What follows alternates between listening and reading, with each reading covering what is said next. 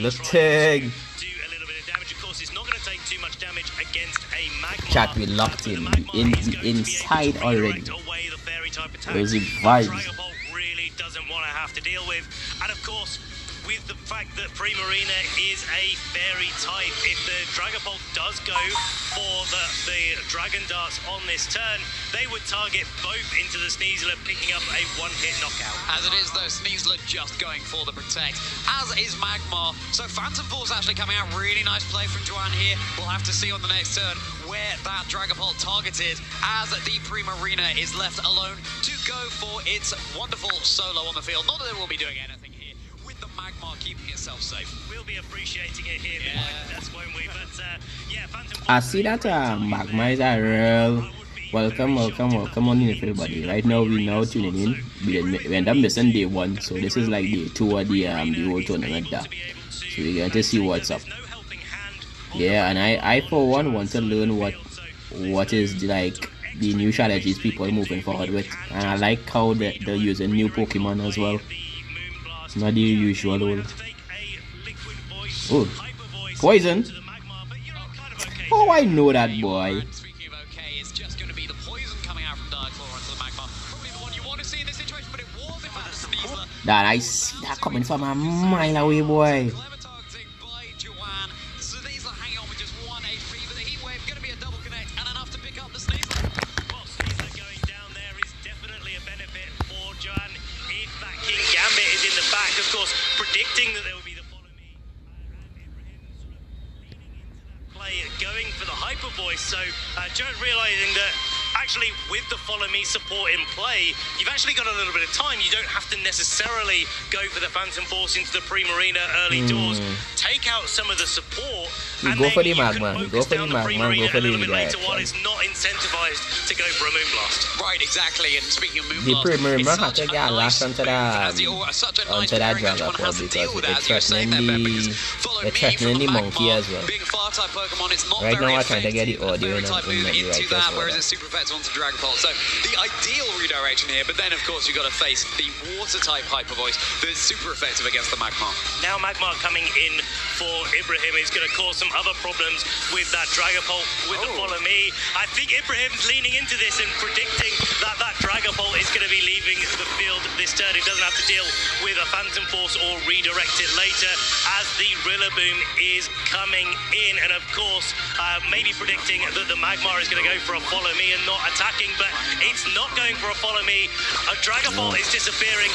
Taunt coming out onto that Assault Vest. Rillaboom not going to be able to impact it whatsoever. And the Moonblast is there to finish off that Magmar. So I think all in all, that Rillaboom's pretty happy with the way that turn played out. Now remember, that wasn't a double knockout on the field, trainers, even though we don't see any Pokemon on Joanne's side. That Dragapult is just waiting in the wings, ready to strike on stage on Ibrahim's side. King Gambit will be joining the field right now. If there's one Pokemon you don't mind having taunted, it's a Pokemon holding an Assault Vest that can only go for attacking moves anyway. And the Phantom Force is going to come back in for the Dragapult now. And again, we're going to have to see where it targeted. If it's into the Primarina, it's probably not going to be able to quite pick up the knockout here, but it's going to do significant damage. And I think with King Gambit now being revealed on Joan's side, I think he's played this really, really well, identifying the Sneasler as a big, big problem. And now using the Terra Ghost onto the King Gambit to avoid a fake out from Ibrahim. It's going to be able to act this turn. King Gambit and Dragapult ready to celebrate Halloween. Both ghost types on the field here in Masters Top 16. Fake out, of course, not going to do anything. Being a normal type move into a ghost type. There's Sucker Punch. Good for a little bit of chip. Is it Phantom Force into Primarina? Yes, it is. Is it enough? Yes, it is. Primarina is down for Ibrahim. Just down to the I do. What a choice of moves there from that King Gambit. The Sucker Punch doing that little bit of chip damage that Joanne needed to be able to pick up the knockout from the Dragapult. Phantom Force landing into it, getting the KO. Reducing all of the options that Ibrahim has remaining, but there is that Magmar. It's going to be coming out onto the field. Rillaboom's going to get a little bit more opportunity to do some damage, but the Dragapult, being a dragon type, is going to be resisting those grass type moves and the fire type moves of the Magmar, and it's just going to be able to keep going for Phantom Forces. It's going to be able to keep putting damage on the board, and of course there's still one Pokemon that Joan has not yet revealed. Probably the Sneasler.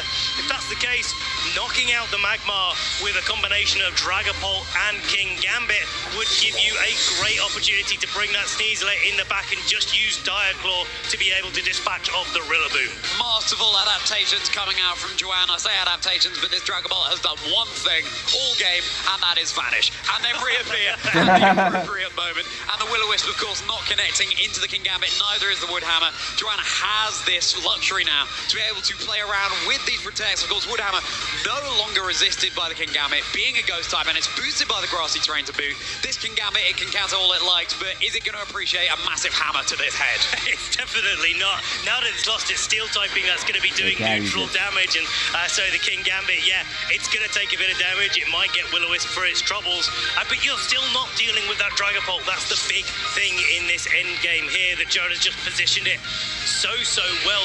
Not been concerned about the Magmar going for the redirections here, and look at that damage on the Magmar, harrying the Eviolite. Magmar's doing a really good job here, getting the Will-O-Wisp onto the Dragapult, slowing it down. Yeah, absolutely. With that Will-O-Wisp, it's now not going to be dealing quite as much damage as it did before. How much is this Woodhammer going to do? Really good. It's brought down to about a third of its HP. King Gambit able to dish out a Kowtow Cleave to the Magmar. Oh, and the Eviolite is going to be enough for the Magmar to hang on. Oh, I love these fine margins, Ben. such a fine margin, but it's definitely not going to be able to take another Phantom Force. And of course, the second effect of Phantom Force is that it does break through Protect. That's why it's one of the most powerful ghost type moves we have. Yes, you've got to wait a turn for that damage to go off, but you can be rest assured, unless a Mousehold switches in, it's not going to be able to be stopped from doing a lot of damage there. And again, like I said before, if that Sneasler is in the back for Joanne, it's just a matter of time. Well, King Gambit is going to be scouting out for this particular turn. May as well. You have the option to. And again, an unrevealed Pokemon in the back. Yeah, it's Magmar deciding to follow me just to mitigate threats on the field. I think we all know what this Dragon Ball is going to do. It's saying, see ya, and it's out of here. Deciding to reappear on the next turn. Some high crit you will have both. The King Gambit has a tie. The King Gambit has a kick out. We are definitely in that situation. I think Ibrahim's doing a really good job here of taking his time and just thinking about the things that he can do coming into Game 3. That's really what we're thinking about. We've been in this position long enough for the grassy terrain to expire, and that hurts the Rillaboom yet more. Just stops that damage output, stops the recovery on, well, both sides of the field, I suppose. Yeah, it's... Still, Ibrahim struggling to be able to do damage as the Magmar does indeed fall to a Phantom Force. If you get this to an end game where it's just a Rillaboom against a burnt Dragapult, it is holding the choice band, so it's still going to be a lot of damage, but you can see the impact of the lack of grassy terrain here. That Woodhammer is just not beefed up enough to pick up the knockout onto the King Gambit, and now with Rillaboom hanging on there, it's it's still looking very much in Joanne's favor. There's just a lot of health to work with on that Dragapult on Joanne's side. The burn is chipping away at it, though. I do like what Joanne's doing in this situation, though. I mean, there is the temptation to play a little bit more aggressively when you know you're so far ahead and you know what the Pokemon in the back is and whether or not it can deal with the Rillaboom. But you might as well not show what that Pokemon that you brought is. It leaves your opponent guessing as to whether the Sneasler did come to the match. I mean, yeah, we can sit here and say it's probably going to be the Sneasler. It looks like that with the way that he's playing. But that doesn't mean that you have to reveal it to your opponent. And even though we've got open team sheets, there is some information on the board. There's not every last bit of information. Yeah, I mean, if it were the Dondozo, then just like in the previous game, Rillaboom's in an incredible position. But it would be interesting to see that coming out, given that Ibrahim clearly is very happy to...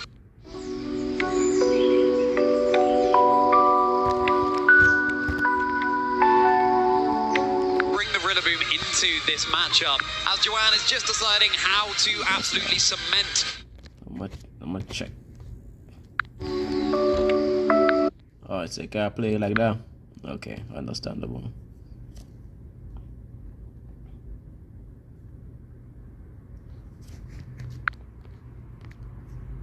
Well, Sucker Punch now into the Rillaboom, and that just in itself is going to be enough to secure the knockout. And so, trainers, Yeah. we'd love to see it. Masters top 16, we're going to a game 3. Game 3, everything to play for. It comes down to this as to whether our trainers will be advancing into the top 8 here at the Dortmund Regional Championships. What a way to adjust as well. I mean, it looked like Ibrahim was just totally in control of that game 1 all the way through, but the total reverse was true of game 2. With the Dragapult there, it did so much work just going for Phantom Force over and over again. Joan really did have a handle on that matchup, and the way that he targeted down the Sneasler was so good. Now, looking into game 3, Charlie, we've got some probable change-ups here for Ibrahim. Do you reckon that the Dragapult might be coming for Ibrahim this time? Oh, now, that would be one way to step on the gas, wouldn't it? If you bring a Dragapult apiece and they threaten each other with super effective damage. Would I see the Dragapult coming out here? I mean, you've got the King Gambit there, and that's going to be resisting Ghost and Dragon-type moves. Of course, Ibrahim also has the King Gambit, so a bold choice for Joanne to bring it. But once you've got a handle on how Ibrahim plays after that game 1, deciding that that was going to be the play to step on the gas, and given how much Phantom Force could achieve there, navigating around those protects and of course hitting through protects, really nice. I think for Ibrahim to adjust to that Dragapult, you could then bring your own King Gambit, threaten it with a Sucker Punch, but then you can have that King Gambit mirror. Neither of these King Gambits have the low kick option to be able to hit each other super effective damage. Of course, once you terastallize into the Ghost type, then your Dark type moves become super effective into each other. So mind games are plenty right now, but perhaps that King Gambit could come out for Ibrahim. I think, yeah, definitely. You've got to be thinking about how you can do damage to it. I mean, I think that was Ibrahim's a little bit of a struggle with the 4 Pokemon that he brought. It really just didn't have any coverage into Dragon typing. So, yeah, maybe you don't lean into the Dragon type. Maybe you lean into doing damage to the Ghost type with a King Gambit. We'll have to see. As here we are, Charlie, we're getting into game 3. You'd be forgiven for thinking it was the grand finals, trainers, but this is just the intensity we reach in top 16. Use the hashtag #PlayPokemon. Let us know how thrilled you are by this incredible action we've got going on here as Ibrahim takes on Joanne in game 3 of Masters top 16. It's going to be King Gambit and Sneasler for Joanne, and Pre-Marina Sneasler once again for Ibrahim. 2 games in a row, we've had King Gambit going for a Terra Ghost. Will it go for another Terra Ghost? This is one of those big decision moments in game 3. Do you have to go for Terra? You have to go for Terra Ghost. Or do you What? deviate at this What? point? They Can could team up in that take spot. advantage of that? Hold up. Just a close Hold combat up. into the King Gambit. Pick up a knockout straight away. There's no Going- Terra. There's He's no going to do Terror, it. so if it's YOLO? targeted down, then that would be absolutely massive. There is double a pet protect. though from the King That Gambit. means So he have to once attack on again, the just next game. scouting out, but we're going to see the fake out that was connecting down into the Sneasler on Joanne's side of the He has to connect into the next turn. arena. Free to get off a Moonblast, targeting down into the Sneasler. Now, of course, if that were, to go into the King Gambit, and you were to get a cheeky special attack drop onto the King Yeah, Gambit, claw. then that would activate the Wait, hold on. deployment of Close the combat. giving it a What? chance to int-attack. So, wise targeting there from Ibrahim. And interesting What? to see not leading the Dragapult here that works He so well close for Ibrahim. combat into the Sneasler. Expecting an adjustment perhaps from Ibrahim. The targeting of the Sneasler in that situation. From Why would you Dark Terror there? That don't make sense. Or maybe there is that King Gambit adjustment in the back. If your opponent, if Joanne Ain't you just hyper voice, bro? But ain't you just... Wait. Wait, he has to commit to attack here. So we will get to see who is the faster one. Both of them using Focus Slash. I know that he have to use the Terror because his close combat could come anyway.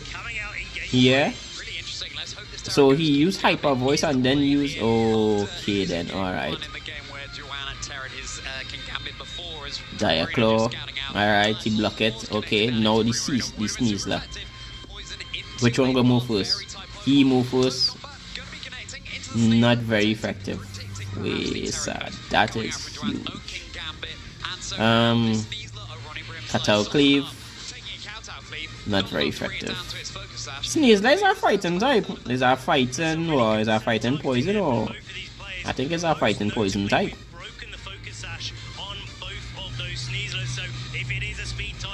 We go for our next close combat. Okay. Not bad. No, he definitely had to go for like maybe a Moonblast and kill the or no Hyper Voice. No, he can't even wait. Go for Hyper Voice. Yeah. Yeah, because it's a liquid voice, yeah. Okay, alright. He's still good. I think he could switch out his Sneasler right now. Oh, god, oh god. Use Diaclaw one time, don't play that. But he might protect though. I say a swap one time, bro.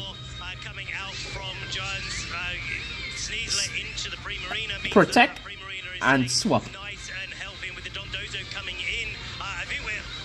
Oh god. Oh shit, nice.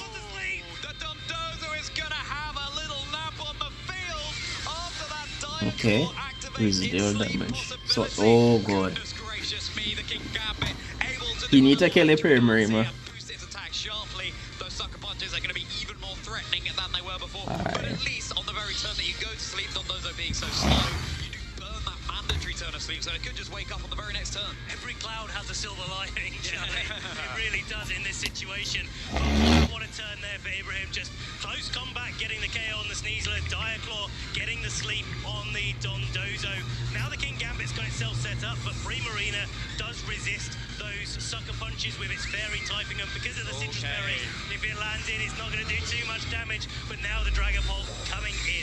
This is so interesting coming out from Juwan, just completely changing out the Pokemon he brings every single game. Darkler into the Dragapult. Are we going to see another cheeky status condition? No, we're not, but Moonblast connected down into the King Gambit would have been super effective into the Dragapult that just switched in there. So again, really interesting to have the Dragapult lurking in the back this time for Juwan. But now that Dragapult has to spend 2 turns trying to knock out that Primarina, Primarina is still in a brilliant position to be able to dispatch of that King Gambit, even though because it resists those sucker punches well. There's still 2 Pokemon in the back for Ibrahim. He's not revealed anything. John has had to use all of the Pokemon at his disposal to get to this stage of the game. So in terms of the resource management game, Ibrahim is definitely ahead, and those Pokemon in the back, if there's Rillaboom in the back, is going to be able to do a lot of work against that Dondozo as well. Yeah, even more so if the Dondozo decides to just stay in bed, but Dondozo is going to rejoin the field here. Let's see if it is going to be able to wake up on this turn. Darkclaw once more into Dragapult. The more you use it, the more you might get a status condition. Oh my goodness! It is snooze time for Juwan's team right now. As far as they're concerned, it's the middle of the night. They don't mind if they're going to take a Moonblast when they're asleep, and here it is. There's one connected down into Dondozo. How can you sleep in a game like this? It's all to play for. Stop 16 at Dortmund. Wake up! Alarm bells are certainly ringing here, and poor Juwan is just going to have to hope and pray that these Pokemon are going to be able to wake up sooner rather than later, because right now Ibrahim is running rampant. Yep. And it's just going to be the forfeit. It's going to be Ibrahim. You're going through after top 16 in Dortmund. That was well played. That was well played. Time for us to have a nap now. I was going to say, the floor is looking pretty good right now, Charlie. Oh, that was such an intense game. But this is, I mean, we've been talking about it quite a lot this weekend already. That is what happens when you can use Sneasler, when you can go for the Diaclaw. Yes, Ibrahim got the better end of that. He was able to capitalize on the secondary effects of Diaclaw. Yes, in another match, that wouldn't have happened. But this is Pokemon, this is the game we play, and you've got to take advantage of those things when they happen, and Ibrahim certainly did that. I mean, you got to feel for Juwan being the #1 seed today and yesterday, and then going out right now in top 16. And to be fair, he could have played it out a little bit longer, but, you know, as if the Dondozo in particular had woken up on that turn, given it had spent more time asleep than the Dragapult, then maybe something could be done there. But, yeah, Ibrahim, you know, on top of the status conditions, fundamentally, was still playing really well through that set. And of course, Juwan adapting masterfully in Game 2. But again, it was interesting to see Juwan revert back to the King Gambit coming out in the lead in Game 3, which he did in Game 1 when it didn't work out so well for him. There's quite a lot of mind games to be played here as well. I mean, if your opponent, if Ibrahim had led a little bit more strongly for dealing with the Dragapult, maybe you don't bring Sneasler in the lead in that situation, and then the King Gambit looks really, really good. It's not particularly threatened by the Primarina Primarina because the Primarina is carrying the Citrus Berry instead of a damage boosting item. And so you can like try to get the Sword Stance up, you can try to get the King Gambit in a good position. Once it has a Sword Stance, once it's got itself boosted up, then yeah, it's looking great. I mean, you can suck a bunch of the Sneasler. The Sneasler is going to be going down to his Focus Sash, and all you need to do with the Dragapult is hit it with one Dragon Darts or a U-turn or a Phantom Force or whatever you want to go for. So I do like the way that Joanne reacted to that game 3 because there was mind games at play. Yeah. But I think the story of that game 3 was that Abraham was like held their ground and it's like, no, the King Gambit is a bit of a risk. The Dragapult's a risk as well, so I'm going to make sure I've got some sort of coverage for that as well and have a game plan in the back to be able to deal with all the scenarios. And I think, yeah, status aside, as you said, Ibrahim was playing so well up to that point. Joan had all 4 of their Pokemon revealed by the time that Ibrahim only needed 2 Pokemon that he led with. Yeah, really phenomenal stuff. We would take a look back. We're here in game 1. King Gambit going down early along with the Terra option for Joanne. And that Primarina was just so threatening on the field. One of maybe the MVP for Ibrahim in that set, this Terra Poison Primarina. We only saw the Terra Poison coming out from it in this game 1. Woodhammer, of course, boosted by 2 coachings coming out from the Sneasler early on in the game, enough to secure the knockout on that Terra Poison Primarina. And Sneasler ending up being the MVP for Ibrahim in game 3, but here we are in game 2 as the Heat Wave going to be enough to secure the knockout onto Sneasler being brought down to the Sash. But it was, of course, the Dragapult that is still there, trainers. Don't be fooled. It's just about to strike with his Phantom Force, and there it is into the Magmar. It just had free reign to swoop around and do what it liked. And of course, yeah, that Sucker Punch there securing the knockout on the Rillaboom in game 2. So the Joan didn't have to reveal that last Pokemon, but here it is, that second close combat that Ibrahim went for, potentially winning the speed tie. Our trainers back there will know whether it was or not. Getting that KO, putting Ibrahim in such a commanding position to be able to lock up that game, and Diaclaw just made things a little bit quicker. Yeah, it certainly did. I think with when you see a Sneasler in team preview, I think I want to remove that as quickly as I possibly can. But of course, you can use that to your advantage if you're running Sneasler. If you're expecting targeting down there, a well-placed protect while you attack with your other Pokemon can be absolutely huge. These are the mind games at play. Even when you just see something on open team sheet, you don't necessarily have to be into the game to then start making these decisions, start making these predictions. And we had the privileged position of seeing in that game 3 that for Ibrahim, it was indeed the King Gambit lurking in the back, an unrevealed Pokemon. And given that the Dragapult was lurking in the back for Joanne, really nice adaptations. Like both trainers really trying to stay one step ahead in that game, as it was unnecessary because the Sneasler was like, bedtime for you, bedtime for you. Good night. Go back to your room. Exactly, yeah. And that's the nice game 3 adaptation as well. I mean, that's the danger of bringing Dragapult in this matchup where your opponent has King Gambit as well.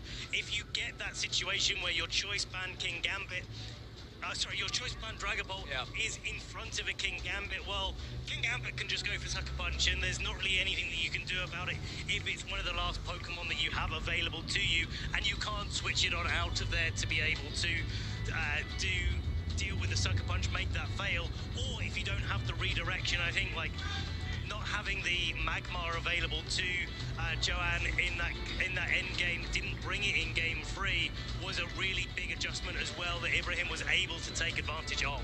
Yeah, oh wow. And I mean, Magmar was there providing ample support throughout those sets, rather than the Electabuzz that we've seen also commonly throughout the Dormant stream.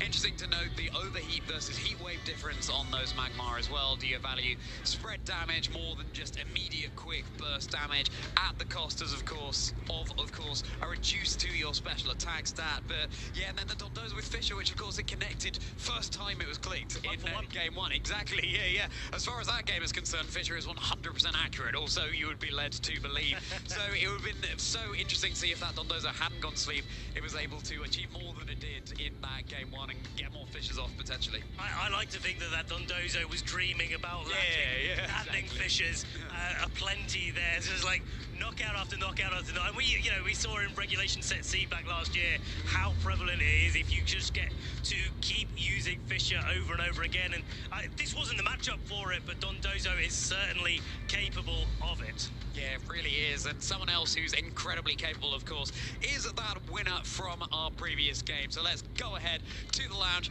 throw it over to Ibrahim, our winner of Masters Top 16 in Dortmund. Thank you very much, Charlie.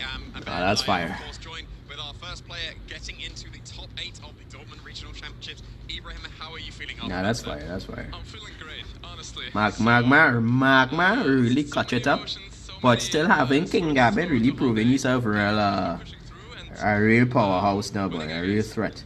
Yeah, and hopefully continue A solid Pokemon to have when you're party, when you're doing that VGC. They seem to be pretty similar. Like there was a couple of differences between them. So, like, what were your thoughts about how you were going to approach the matchup that is almost like a mirror match? Yeah, the thing about mirror matches are always like, do they really have the same stakes, or is it a small difference between Dondozo or Prim? We have different water types, we have to utilize them in a different way, and that's why I brought Prim, because I felt like it made such a difference in that mirror match, as you said, and it like pulled its weight. It did a lot of damage, hyper voice spread throughout the whole board, moonblast damage. It was a really good bring, and that's why I always like look at the differences between the team and the sets of the Pokemon. Yeah, there were some subtle differences between them. There's, like, for example, on your opponent's team, they had the Terra Ghost on the King Gambit. Right. It was able to avoid your close combat of the Sneasler. It was able to avoid the fake outs of the Rillaboom as well. Yeah. Like,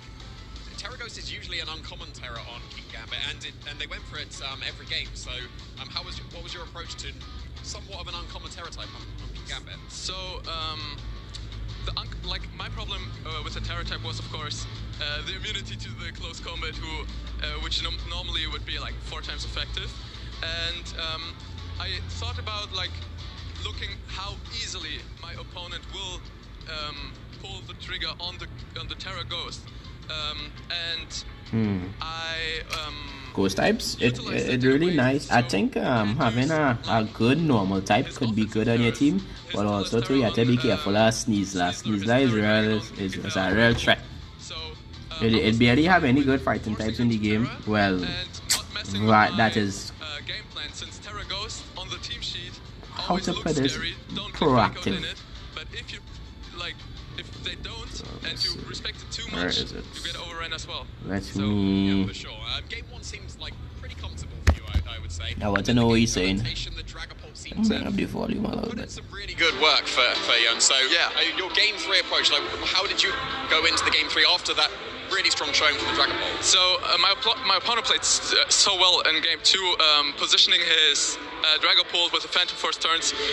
So I felt like, as you saw, I brought King Gambit in the back, and I felt like if I lead Sneasler and Primarina again, I force him to Terra Ghost again. So his Terra Ghost King Gambit against my King Gambit doesn't look too well, as well as Choice Band Dragapult. I can just sucker punch it. So yeah, that was my game 3 adaptation, and Rillaboom also handled Dondozo. So that's why I focused Sneasler that hard in game 3, since it was basically the only thing on his team that can deal with my King Gambit. Well, I'm glad you mentioned Sneasler and the absolutely broken move it would seem of Diaclaw if you're going to be able to sleep everything. Getting the sleep on the Dondozo, getting the sleep on the Dragapult, like, yeah, that Sneasler was putting in work. Yeah, Sneasler pulled its weight, but a fast Spore is just too good, also dealing damage. So no, Diaclaw is such a broken move, especially if it goes too well in your favor. I really dislike RNG, especially in such an important game. But in this position, I wasn't relying on the status conditions like sleep or poison. I had my plans. What would have happened if I didn't get them, or like planning without them? And yeah, so getting the sleep on his Dondozo, I had Rillaboom in the back, I had King Gambit in the back, and could have dealt with their last 3. So I think my decision making of focusing Sneasler in game 3 was the right one, bringing King Gambit in the back and letting King Gambit go through the rest of the team.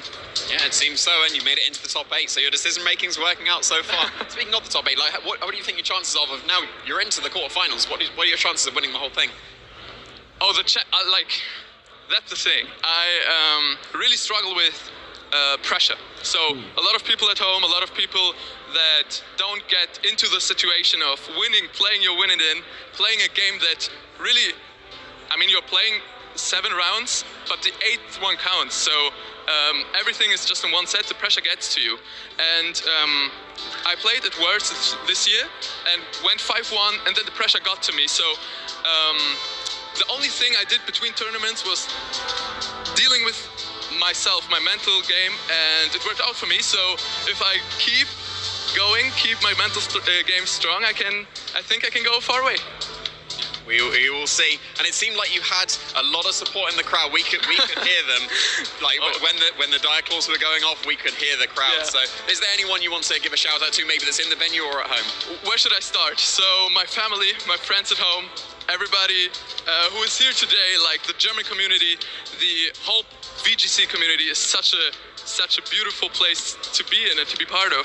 So especially Michael, Kelch, you all know them, Marco, Leonard, I can go the whole way, Azus, Lena, Omar, my brother, supporting me throughout the whole way. There are a lot of people I love, a lot of people that know that I love them, and I want to shout out them too, that they support me in such a beautiful way that I am allowed to play how I play.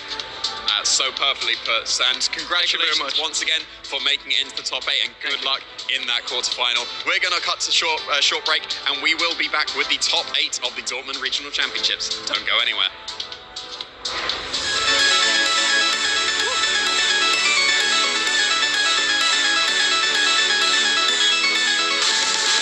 It's time to kick off our 2024 Pokemon North America International Championship.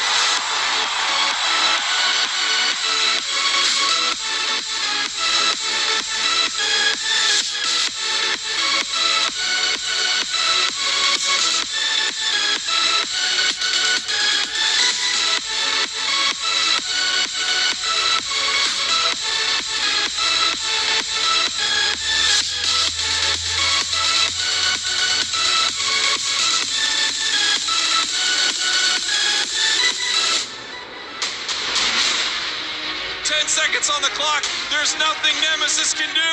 They are behind and they are out of this thing. Orange Juicers become your North American champions. Getting it done, bell to bell. Here comes out of pocket. Both switches are firing. He's going to get the KO. Out of pocket. Your NAIC 2024 champion. Energy. There's the drop free. Rising He's got energy the fighting to the energy. hand. So he attaches, he retreats. We are going to see a bellowing thunder here for 280 damage. And Jose Cruz is your North American International Champion in the Juniors division. That was a fun back and forth game, just like we expected, Joe, wasn't it? Plus Vacuum on the Temple of Sinnoh. Neo Upper Energy on the pin shot. KO with block 3 win. And Nathan Ostergaard is your North American International Champion. You're asking for a judge shuffle, Stefan, making sure that the judge is the one that will determine the fates. Huge North flower American selecting. Championship.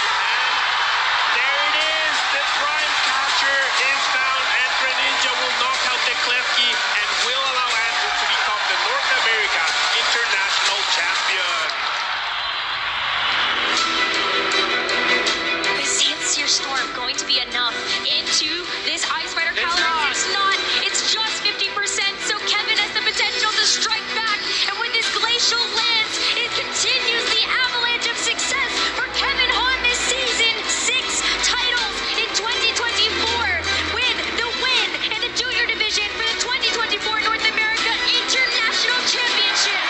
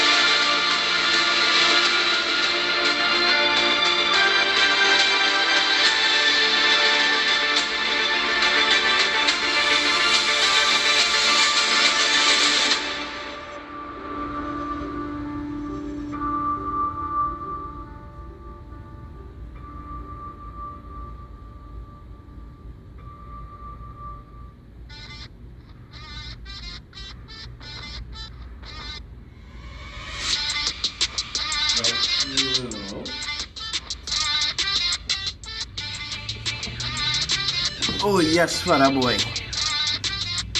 Watermelon.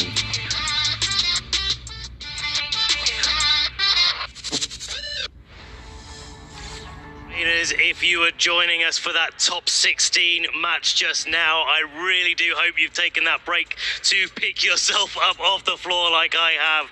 What a way to get into our top 8 here at the Dortmund Regional Championships. My name's Ben Kiriakou, joined here for the first time on the desk by the wonderful Lee Provost. Lee, how are you doing? I'm doing good, Ben. Enjoying the tournament so far. It's nice to be behind the desk with yourself. And yeah, I mean, as you said, what a way to kind of take us into top 8. You know, the Diaclaw showing what it's worth in that last match and really throwing Abraham into the top 8 and an incredible match altogether. The King Gambits there played a huge role in that, and I was looking through the top 16 and it seems like there is a bit of a King Gambit off. There was 8 King Gambits in that top 16. It's interesting, and it'll be interesting to see how many of those King Gambits progress into the top 8. I mean, we saw it earlier today on the day 2 usage statistics that King Gambit was sitting at position number 2, very high usage in Dortmund, and only Rillaboom standing above it. Incineroar's gone like way down to position 5, which is one of the lowest positions that we've seen it in so far.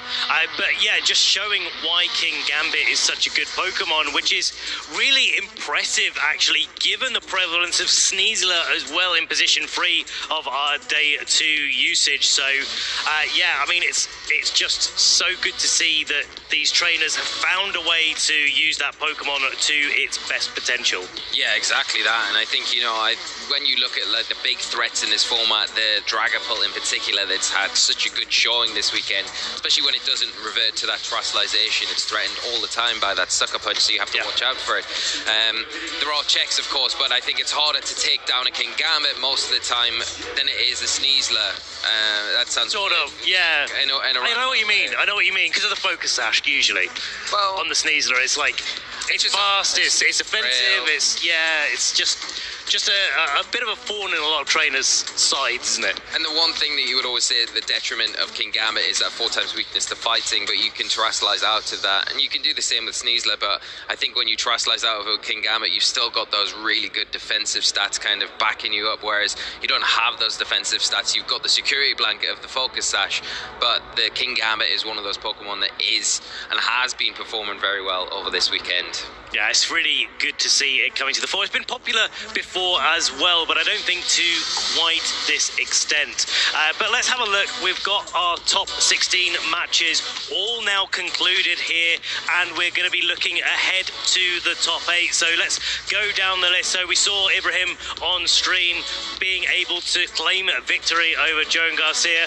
Raheem is going to be unfortunately not proceeding into the top 8. Davide Miraglia was able to claim victory here. Fevzi, we saw on stream a close victory against Hippolyte Ballard, 2-1 results. And Nicolo, who we saw as well on stream, a 2-0 victory versus Van Can. Oh, yeah, I mean, the top 8 signs seem deliver. These are our players that will be progressing further into the tournament. Some incredible accomplishments from some of these players. Well, all of our players, to be honest. Definitely. Not some, just all of them. But really nice to see some that we have featured this weekend progressing even further. One player that we haven't been able to feature this weekend is David Cuneta, and a player that is extremely established within the format. You know, got the titles to go next to the name. And Nicolo as well, we featured earlier on, first time in day 2, making it all the way to top cut. Got a big challenge in front of them in the next match. Fevzi, we've already featured as well. Incredible. And the big one there, Jack Clark, we had against Fevzi earlier on, played Michel Kelsch in top 16 and managed with that toxicity to progress into top 8. Got a tough opponent in Matty Morgan next, but Jack on an absolute tear after that match. And I love the fact that Jack didn't let that kind of rattle his cage a little bit, and he just said, no, I'm going to get my head down, going to do what I know the team can do and just play my game, and exactly what Jack's done and got to this point. Massive congratulations to get to this stage, but it's not over, Ben. There is a lot more action to go, of course. This next top 8 match will be decided. It is a community choice match, and it will be decided by you fine people all watching the broadcast at home. So make sure you do hop over to twitch.tv/Pokemon and get voting there. That's where you can decide what we feature next. And I don't mind. Yeah, it's just it's fine, isn't it? It's everyone's a winner. Exactly. There can only be one winner this weekend, but certainly at home, watching along and us behind the desk, we're going to enjoy anything that these trainers can show us. I think it's going to be a really interesting top 8. There's a lot of different teams out there. There's a lot of players that we've broadcast, a lot of players that we haven't. So yeah, if we want to see some of those players that we haven't showcased as well, this is the opportunity to get them on the stream, find out what they're all about as players, find out how they're piloting their teams and how they've got here so far. Yeah, and what's the narrative going to be when we get there? This is what makes it exciting, not just the matches, but the narrative. Is it going to be Niccolo, the first time day 2, makes it into top 8, makes it all the way to the finals and wins? Is it going to be Jack Clark with the toxicity? Is it going to be one of the already decorated players that we know, a well-known player in the community, taking it all? And you know, that's what I'm excited about. We've got it all to come, so don't go anywhere. Yeah, it's like you could just keep going down the list, can't you? Like, you've got Matty Morgan, one-time regional championship from Malmo in 2023. He's here trying to do it again, get that second title under his belt as well. I mean, these stories almost write themselves, don't they, Lee? Yeah, sometimes they do. Sometimes they can. But the surprises are just as exciting as well. When and no detriment to Jack, but when you see that matchup and what a tear Michelle Kelsch has been on, when you see that matchup, you think, oh, that might be just a step too far. And then you see that Jack's made it through there, and you think, wow, that's incredible. I'm happy for Jack. Obviously, congratulations to Michelle. But I'm excited to see where this adventure goes, So there's those twists and turns still to come, and I'm sure we've got plenty lined up for us as well. Absolutely. So, stay tuned, trainers. We'll be getting our top 8 set up and ready to go so that you guys can vote at home on what match that you want to see in this top 8 of Dortmund. And while we get those things set up, here we go. We're getting set up. There are your matches on the screen there. Ibrahim versus David, Fevzi versus Niccolo, Alessandro versus Nico, Matty versus Jack. Get on to twitch.tv/Pokemon and cast your vote. Which of these matches do you want to see? Yeah, and I mean, you could decide on the player that you might be supporting, the player or the team or Pokemon that you want to see featured in the next match. There's a lot of deciding factors, of course. There, like I say, we can't lose with the selection here, and we're in reliable hands. Every time we throw it out to one of these community choices, you take care of us, you treat us, and we always get an absolute banger. So no doubt that is what we're going to get next. With the array that we've got to select from, you cannot get it wrong. But which one, Ben? I'm going to put you on the spot. Let's sway the board slightly. Yeah, no, easy. Matty versus Jack. That's what I want to see. I was casting in Malmo when Matty claimed his first regional title. He's a player that I've seen develop over the years, as is Jack as well. This is first time that Jack has managed to get into the top cut. Here he is in top 8. So for me, I've got a little bit of a personal stake in both of these players, and that's the match that I want to see. That would be a nice one, I think, as well. And yeah, having the experience of playing Matty, back when I used to play, dip my toe in the water, and knowing how good a player he is, it would be great to see that duel going on between him and Jack. Nico as well, I think looking at that team in particular, there's a few things on there and a few builds in those Pokemon that I would like to see featured. So again, I think the Salamence in particular, really interesting Pokemon there that it is the only one in this top 8. Is there any Pokemon jumping out at you that you think, wow, didn't expect that to do so well this weekend, Ben? I'm going to ignore Jack Clark's team because Jack is using Pokemon away from the top 12 usage statistics. That's actually Whimsicott from David there actually standing out, because we haven't seen Whimsicott being used as a tailwind setter of choice. We've seen Kilowattrel this weekend, of all things, as the tailwind setter on Eva's team. But Whimsicott hasn't found as much favour in this sort of developing stage of Regulation Set H. So I'm excited to see what that can actually achieve. As well as the Flamigo. I mean, that's definitely something. I'm interested to see the one with the Whimsicott. Really does What other team I'm looking at? I'm looking at the Flamingo team. I really would like to see that Pokemon get highlighted. I really like the look of it as well. Double Dragon, yeah, double Ghost, double Fairy. It's feels like it's got some nice combinations between the two, and who knows what the Terra types are in there to really mix things up even further. But like you say, it's going to be exciting whichever match we get into, but we are ever closer to crowning our top our champion, our Dortmund regional champion, the first regional champion of the season. So it's very exciting, and just heard the results are in. Let's see who and which match are we going to feature next? All right, here we go. The choice is Vgc once again versus Nicolo.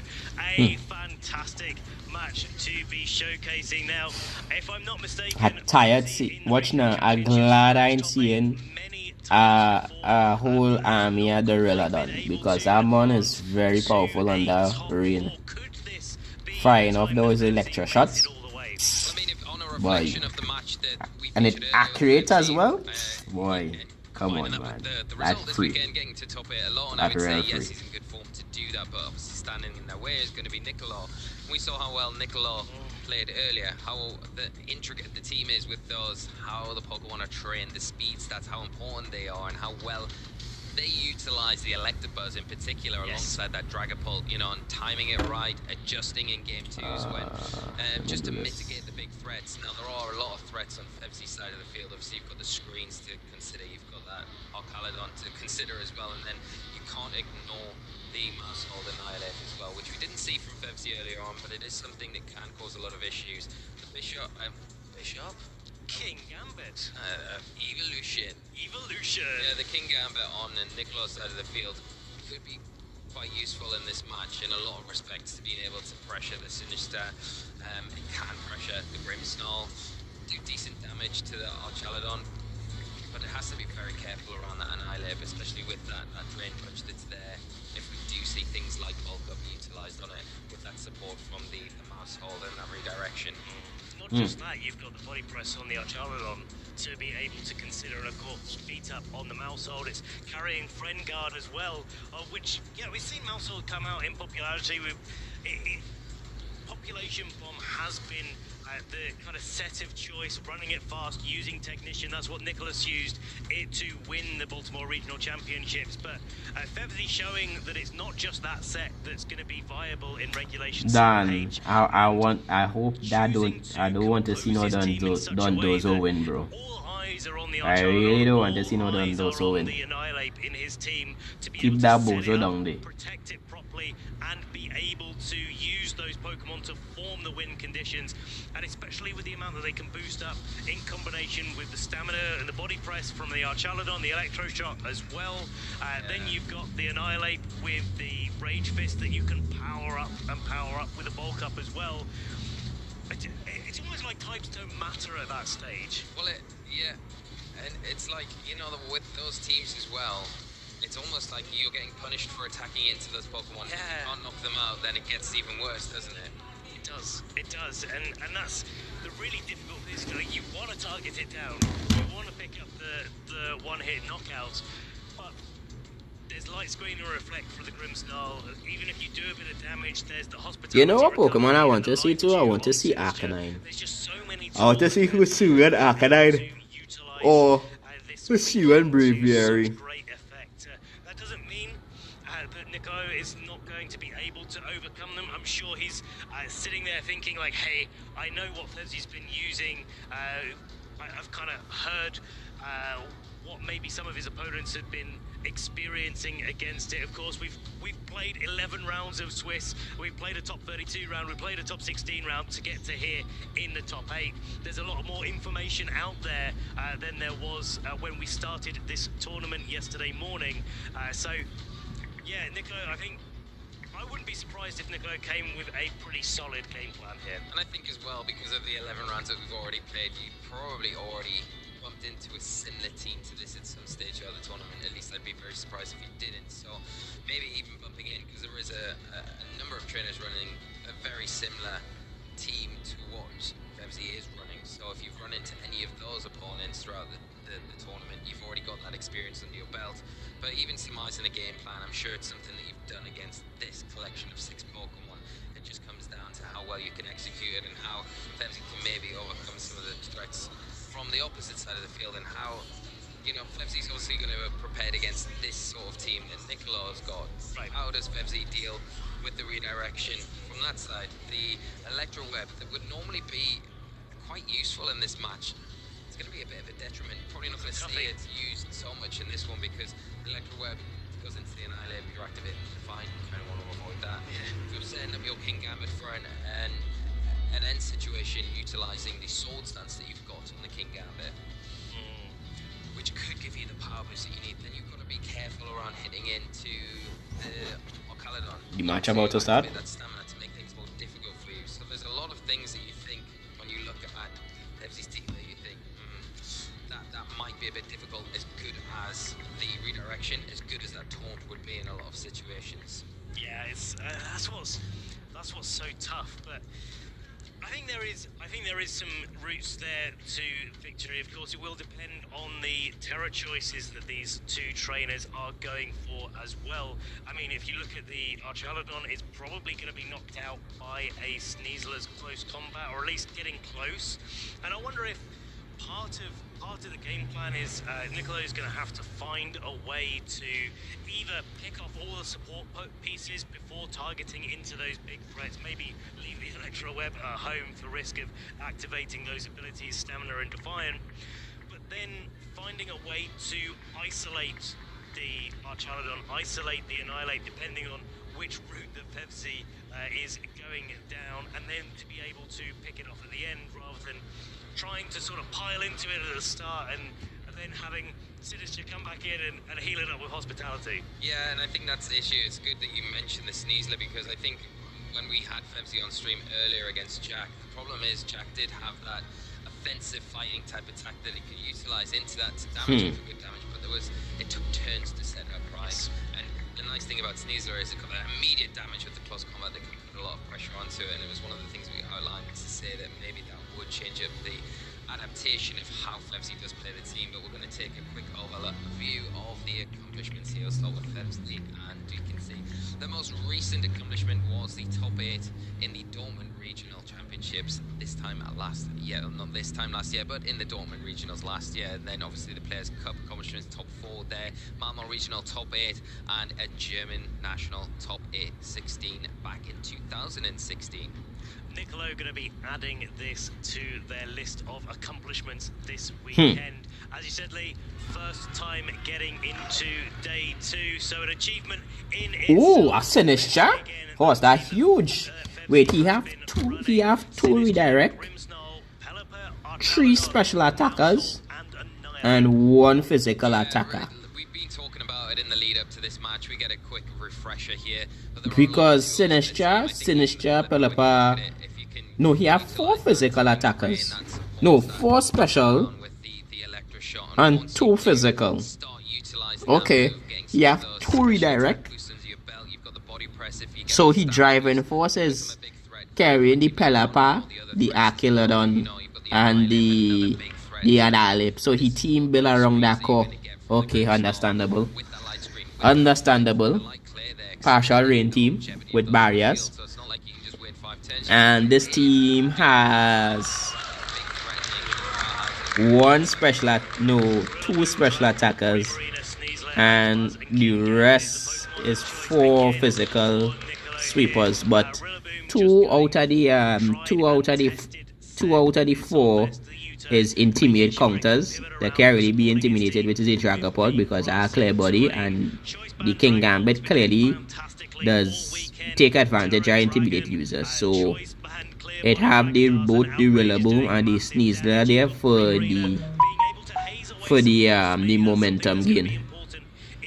Okay, and the Primarina is like the bulky core. Primarina and Rillaboom basically. You have anything to take out Rillaboom? Only need Sneasler, the Sneasler and the Dragapult. Okay, the team well rounded, boy. Just trying to put some nice consistent damage on the board. Yeah, and I think that Primarina on that side from Nicolo is the most important thing when you look at Vgc's side of the field. I think if that is the choice of terrestrialization there, then you really struggle to deal with it effectively, because then it's immediately going to have that any weaknesses from those electric type attacks taken away. You're going to have the fighting type attacks that could come out into that slot.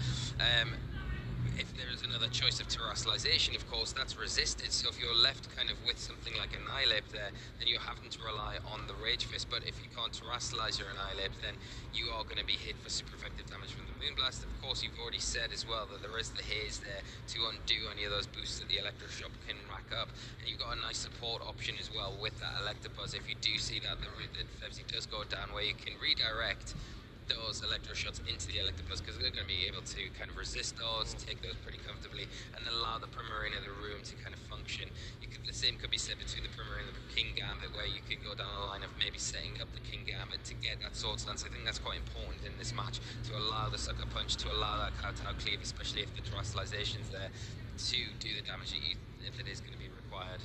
One thing I like about the Electabuzz in this situation for Niccolo is that you can redirect a beat up from Mousehold and stop. I think having the Sinistcha go be the play. The Sinistcha, of course you go bring the of course you will bring what's called the Duraludon, right? But I'm unsure about the. I think it will bring the Annihilate too. Annihilate, Duraludon, the Palapa, the Sinistcha. Nah. Yeah, but you bring one for my redirect now, boy. Ooh, okay. Mouse it. Full one hit KO off rip. And on Niccolo's side of the field, we are going to see the Electabuzz and that Primarina. And you can see straight away that Follow Me is really going to be impactful. Full one hit KO off rip. Let me see it. Beat up. Oh wait, he's going for the taunt. Okay. Oh, he's going. Oh, bulk up one time. You sure about that, boy? Yeah. What? Why? What? Taunt and bulk up. Right, shit. My God, boy. So he going to force the Defiant on this Pokemon. Water type here, just to take that weakness away, give it a little bit of a breathing space on the field, as we are just going to see wow. From the Electabuzz. Not wanting to take any risk of getting taunt here or any damage, either that taunt from the Mousehold into that slot, trying to prevent that Follow Me in subsequent turns. And the Primarina left alone, but before we get to the Primarina, we've got to get that bulk up going on the Annihilator, boosting that attack and the defense by one stage, getting even more threatening as we go forward, and followed up with a Hyper Voice, do nice damage to the Mousehold, and because of the terrestrialization, the resistance, short spray, not doing too much to that Annihilator. The Annihilator has such good health and recovering it through its leftovers as well. You're not even going to be worried if you're Vgc about the damage now that the Electro Web is going to be able to do to the Annihilate. And there's a decision to be made as well for Niccolo here. Do you have to feel like you have to go for the Electro Web, activate that Defiant, just so that that Annihilate is just that little bit slower, and maybe you can get some extra attacks of course. Maybe if you're able to go for an Electro Web before the Annihilate is going to act, then you could haze away the Defiant boosts that the Electro Web has. You kind of end up in the same place, but at least the Annihilate doesn't have that bulk up boost. Guys, you heard me or no? We are going to see the Mousehold just protect itself. Doesn't want to go down just yet. That protection coming out this turn as that Follow Me is. Alright. My voice fine. Into that side of the field, protecting the Primarina, and coming out is a Rage Fist. It has got one boost already from that Hyper Voice, doing some pretty respectable damage after the bulk up, followed up by another Hyper Voice, trying to get and pick off that Mousehold, but Vgc taking full advantage here.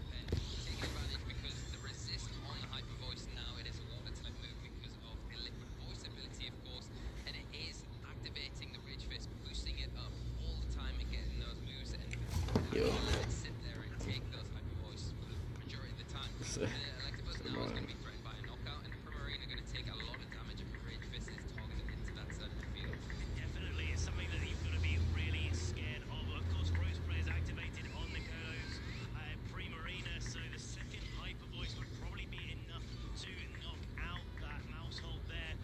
protecting it so well. The Sinister switching in and getting that hospitality boost. It's another redirect for the Electric Buzz. Rage Fist is boosted up yet further. It's going to be able to pick up the KO here, knock out the Electric Buzz, and knock out any form of redirection that Niccolo has available to them. Another Hyper Voice targeting down into the Annihilate and the Sinister. This Annihilate with a hospitality boost, with those leftovers acting every single turn, it is just sitting there, so happy to be there. Yeah, and that's the problem. I think you really need to stop pressuring it right off the bat now. And one answer to that is the Dragon Ball that we are seeing hitting the field. Nah, man. Boy, just rage fist, boy. Just rage fist, boy. Wait. Then he going Phantom Force. Rage fist the primary. Hold on. It's freaking sneeze now, boy. Alright, he turned into a ghost type. He turned into a ghost type. No, he turned into a dragon type. He gonna use the darts move. Yeah, he gonna use the darts move. Nah, he gonna use the darts. He gonna use the darts move. Dragon darts, yeah. I had that mind so.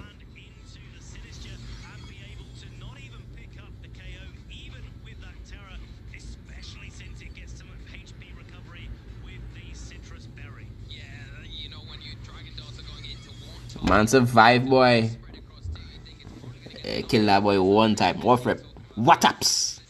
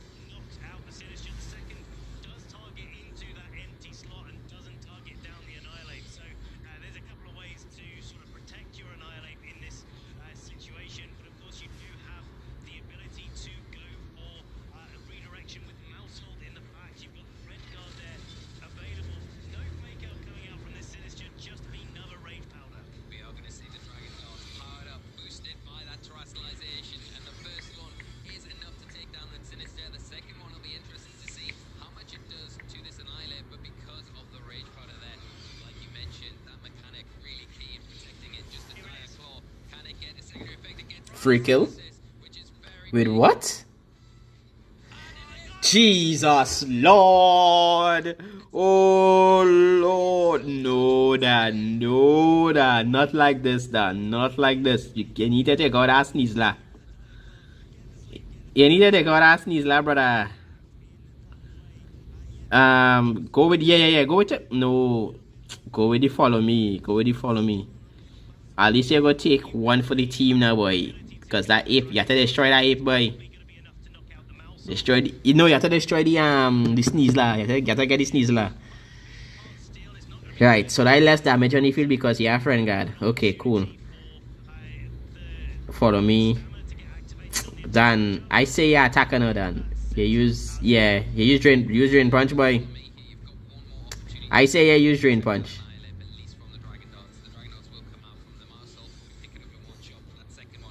I say you use drain punch. Kill off this sneeze, la. Ah, shit. Kill off that sneeze. I had to kill off that sneeze, la, but that sneeze, la, and there's two. He had nothing to lose. Close combat. Frick, I use dragon darts, boy. I know he should have used drain punch, boy. Oh, go, he can use close combat on his ass. You dead? Oh Lord, oh Lord, oh Lord, oh Lord, oh boy, oh Lord, oh boy. Rage Fist. A crit, oh good. Nah, that's Sneasler still there, boy. Come on. He could use one protect, but that para go catch him. He need to take out this stupid. Alright, good. Use the yeah, use snarl. Yeah, use snarl. Use protect. I mean, that the obvious play. But if you get close combat, I say you double up, boy. I say you double up. Because if you get para, good. Hold on. Close combat, yeah. Oh shit! Oh no, he's not paying in real work. Nice there. He wrap it up. He wrap it up. That real hot. I know that no. Yeah, take out the flicking Sneasler, boy. Shit. Nah, that's Sneasler real carry, boy. That's Sneasler real carry.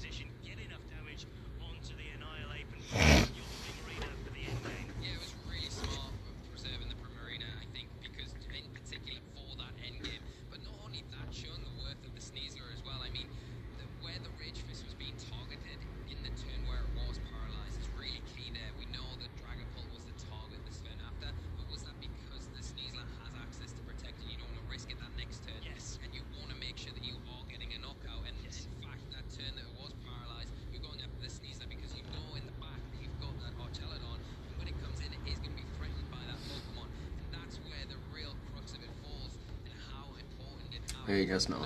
I'm gonna check out something.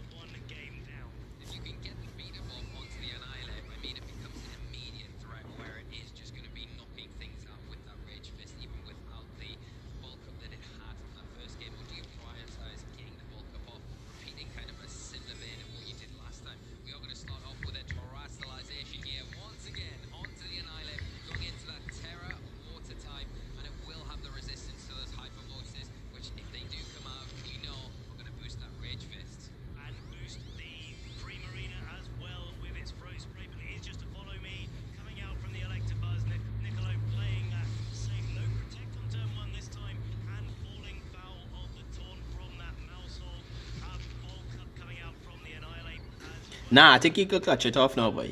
I think. Focus on the primary, man. Focus down the primary, man, one time. ASAP. Get out of the way.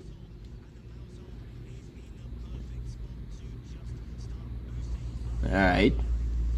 I wonder if he used taunt, boy. He could taunt the primary, man.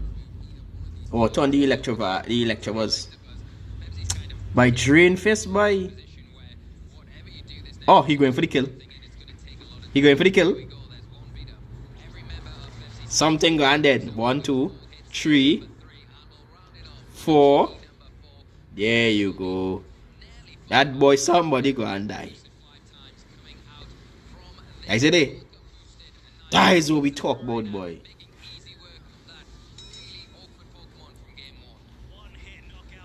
Electro Web. Alright, boost my attack. Thank you very much. Speed down, attack up. Speed down, attack up. Yeah, you gonna need that.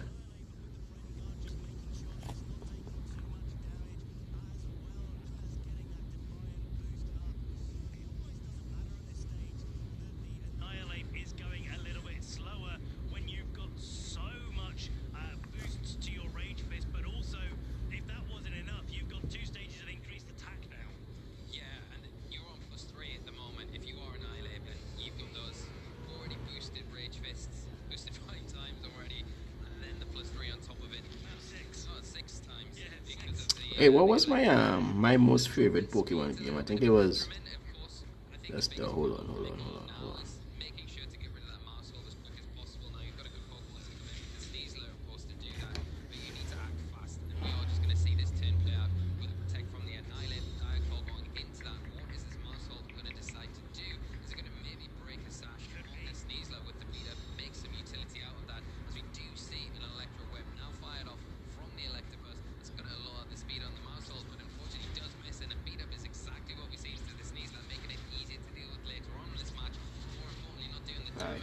That was my most favorite. I think I like it black too and white too.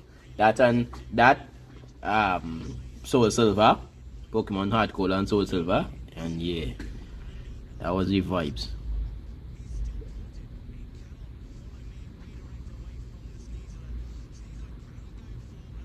Taunt, right? You get taunted. Nice. He have to by target the flicking Sneasler, brother. Beat up that Sneasler. Follow me into that Sneasler one time. Duo play. Alright, there we talk about. Alright, so he had to close combat. Or Diaclaw. Yeah, Diaclaw, yeah. I think that Sneasler is Adamant Sneasler. Adamant nature Sneasler. You can do the yes. Oh god, boy. Oh god.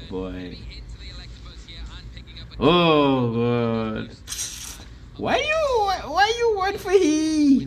He feeding you? The Electrovire literally feeding your Annihilate your pause. Target the flicking Sneasler.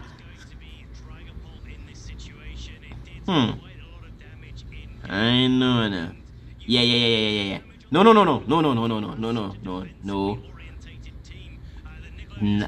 Why, boy? I don't understand. When you can do that. Alright, go for it if you want to. Go for it. Trick room.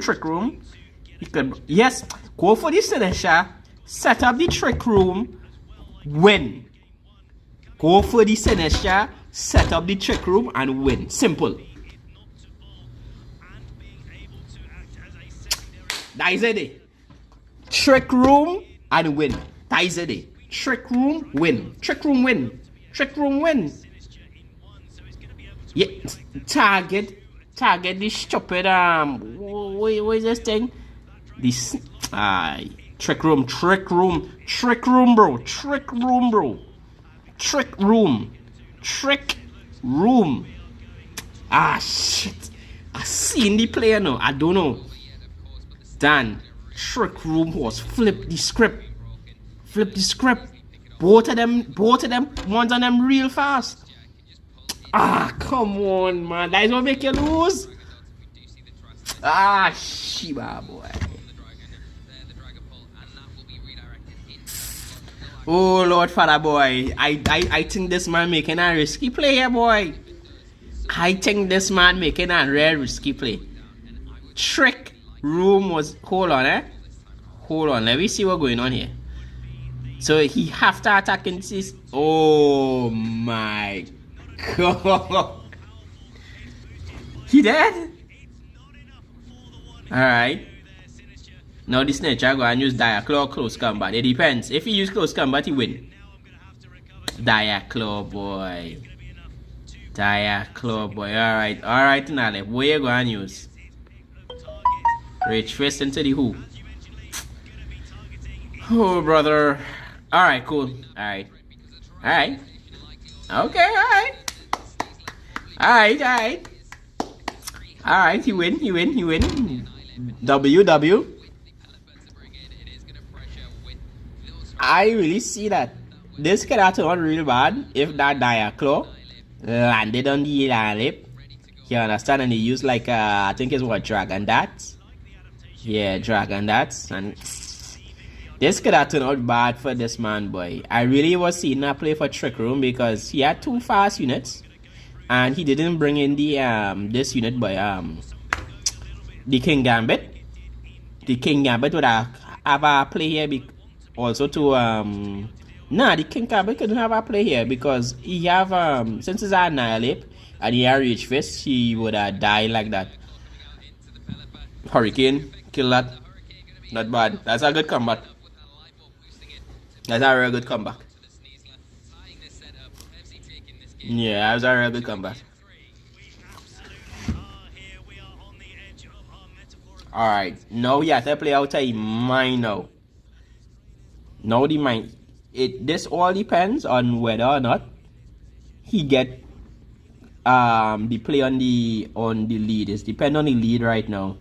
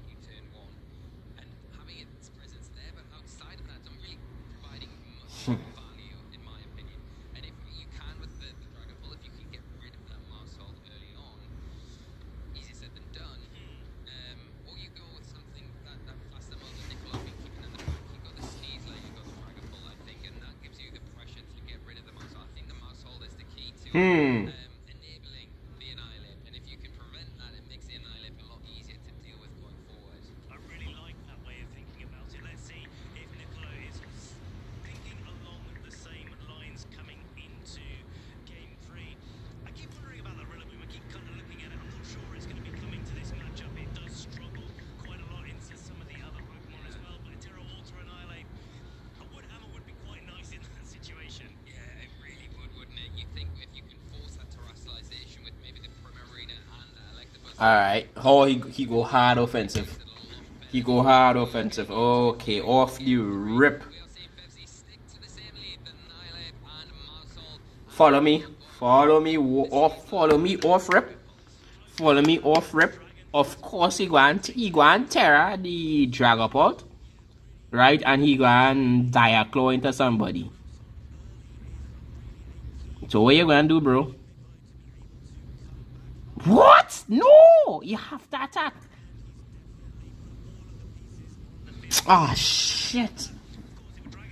Horse, nothing ain't gonna stop this man from clicking 2 attacks. Alright. Alright, but them is the masters. So let me see how we go and tackle this. Is he going to use Outrage or is he going to use Diaclaw? Anything about it? Outrage or is is the 2-hit move. Alright, see how we tackle this. He used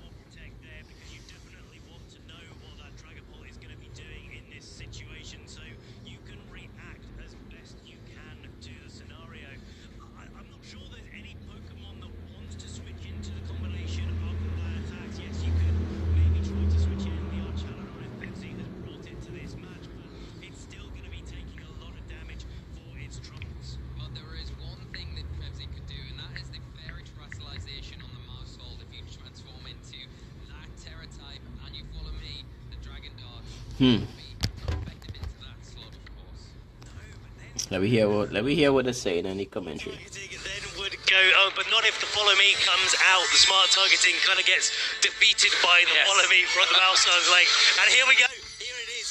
The Terra Berry, the mousehold with the heart above their head coming out here. Vgc reacting to that situation perfectly, and follow me coming out to negate any damage from that Dragon Darts. Well, we are going to see the Dragon Darts here. No Terra Boost because it's not going to have any effect. The Diaclaw, though, super effective into the mouse. One-hit KO. It is a one-hit KO. Into the mousehold. The mousehold is knocked out for the count.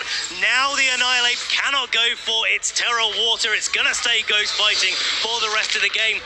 Yes, it's going to be able to get a bulk up. Yes, it's going to be able to start setting its way to a path here to do a lot of damage.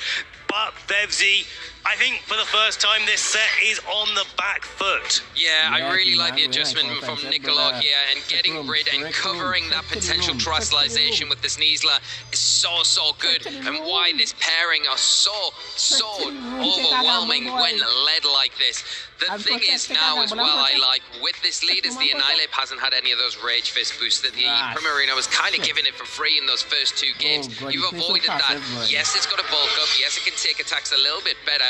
You do have redirection, of course, now, but the Sinistra with the combination of a Dragon Dart isn't going to be able to take a Diaclaw from it. The Annihilate is sitting pretty safe at least this turn, but the Sneasler still got its focus sash intact. It has. We see a Rage Powder coming out from the Sinistra. We've seen this previously. It can take a Outrage, which also means it should be able to take a Dragon Darts unless one of them has a critical hit. Here's the first one. The second one going into the Sinistra. Just 34 hit points remaining, but a few more than that after it munches on its Citrus Berry, restoring a little bit of health, but probably not enough to be able to take an attack from the Diaclaw, which is going absolutely crazy this game, going for that critical hit and picking up the knockout. And another bulk up here from the Annihilate, just wanting to bolster those defenses a step further. +2 in the attack and its defense. Is it going to be enough to take what this Dragapult and the Sneasler are throwing out? The remaining last Pokemon on Vgc's side of the field is that Pelipper. We know it's an offensive threat. It brings the rain. It's got the life orb. Has it got enough to be able to take a Dragon Dart from this Dragapult? There's no redirection now. The Dragapult able to fire that off into both targets. The Sneasler enabled with the Diaclaw. Can that play a role? We are going to see how this game is going to play out. It all comes down to this next turn. The bulk ups are set up on the Annihilate and it's ready to go. That Annihilate is absolutely out there to do as much damage as possible, but the full complement of Nicolo's team is ready to take those attacks. Pelipper just going for the protect, making sure that it's not going to be taking any damage this turn, setting itself up for the Annihilate to boost up its Rage Fists from the 2 hits that the Dragon Darts takes, but this Diaclaw is not going to be enough, especially since it's targeting into the protect. The Annihilate now will be able to go for a Rage Fist, will be able to target down into that Dragapult, will be able to pick up that one-hit knockout and secure the first knockout for Vgc in this game 3. Yeah, getting rid of the Dragapult, a huge step forward in taking this game for Vgc. There's still a lot to do there. The bulk ups, you can see how valuable they were in being able to take that banded Dragon Darts there, just about 50% health. Now the Electabuzz that was so relied on in those first 2 games as a lead for Nikolai comes in, as one of the supporting members here. And actually in this situation, not too bad either, because it's got that electro web that it can fire on, do super effective damage to the Pelipper, but can also slow down in that Annihilate as well. Although if you do go for that, you run the risk of activating that Defiant ability, which you kind of want to avoid. But the Sneasler in a position now where it can potentially double up into the Pelipper because it just protected that last turn, and with the electro web and the Diaclaw into that slot, you can remove it, leaving just the Annihilate there. Diaclaw coming out, critical hit, big.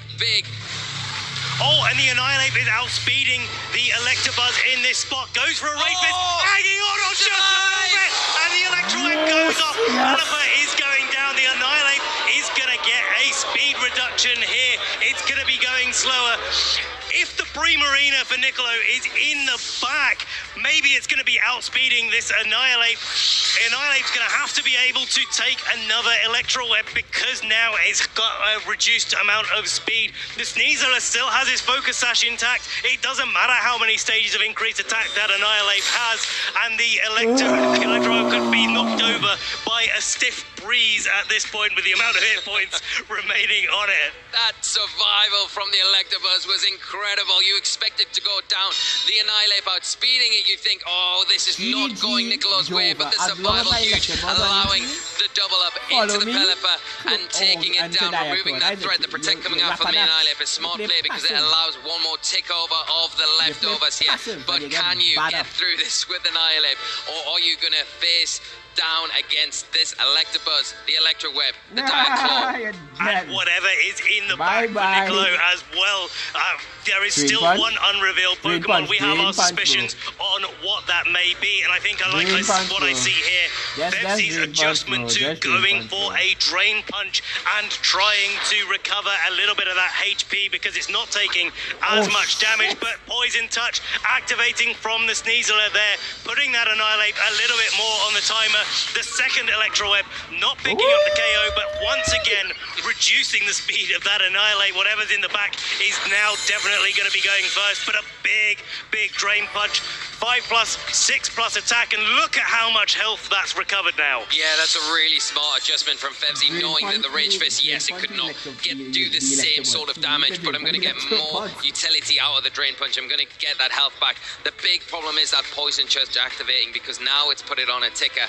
Now you have to really prioritize that Drain Punch. You are boosted up to pretty much the max at this point with those Defiant boosts. Another Diaclaw coming out, but not really the damage that you need, and another Electro Web just about doing the damage. But the Pokemon on Nicolo's side of the field don't have the HP to give you the recovery now, which is the big problem, Ben. It is, and now Drain Punch, yeah, it's going to be knocking out the Electabuzz. only recovered a paltry 1 hit point from that Electabuzz. That's a lot less hit points than I think Vgc is needing in this particular situation. But now we get the reveal of what Nicolo's final Pokemon is. Will that Pokemon, along with Sneasler, have what it takes to be able to knock out this Annihilate and seal the game for Nicolo, or will this Annihilate be able to go all the way? It's looking very dicey at this point, and it is, as you suspected, the Primarina coming in out of the back, and you would say normally the Electro Web put you at a detriment, but the speed advantage it gives you means that Vgc locks in the forfeit. Nicolo will be proceeding on to top 4 here at the Dortmund Regional Championships.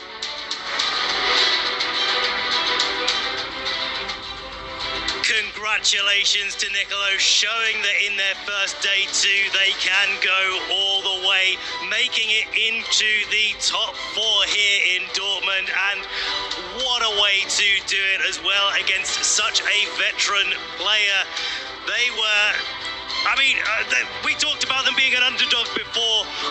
I'm not sure they're an underdog anymore with that performance now. Such a difficult matchup, but they found their way through. By game 3, they had that adaptation. Yeah. They were able to lead exactly what they needed to lead in order to put pressure onto that Mousehold Annihilate lead and take the victory here. It was incredible to see, and I think the adjustment from where we'd seen in games 1 and games 2, the Dragapult and the Sneasler in the back, well, it is impactful, but by that stage I've kind of set the Annihilate up, and yes, I've got rid of the Mousehold, but then the Sinistcha is just in a position, and we know we can't take it down with not even an outrage or a dragon dart. So maybe why don't I lead with it, and then I pressure the mouse hold from the get-go, and I force that terrestrialization. I can cover it, the cover there with the dragon darts and then the Diaclaw into it, just to ensure that if the terrestrialization did come out, you completely wasted it. And that's exactly what we saw. At the same time as well, you aren't giving those free Rage Fist boosts like you were with the Primarina. We talked about it in that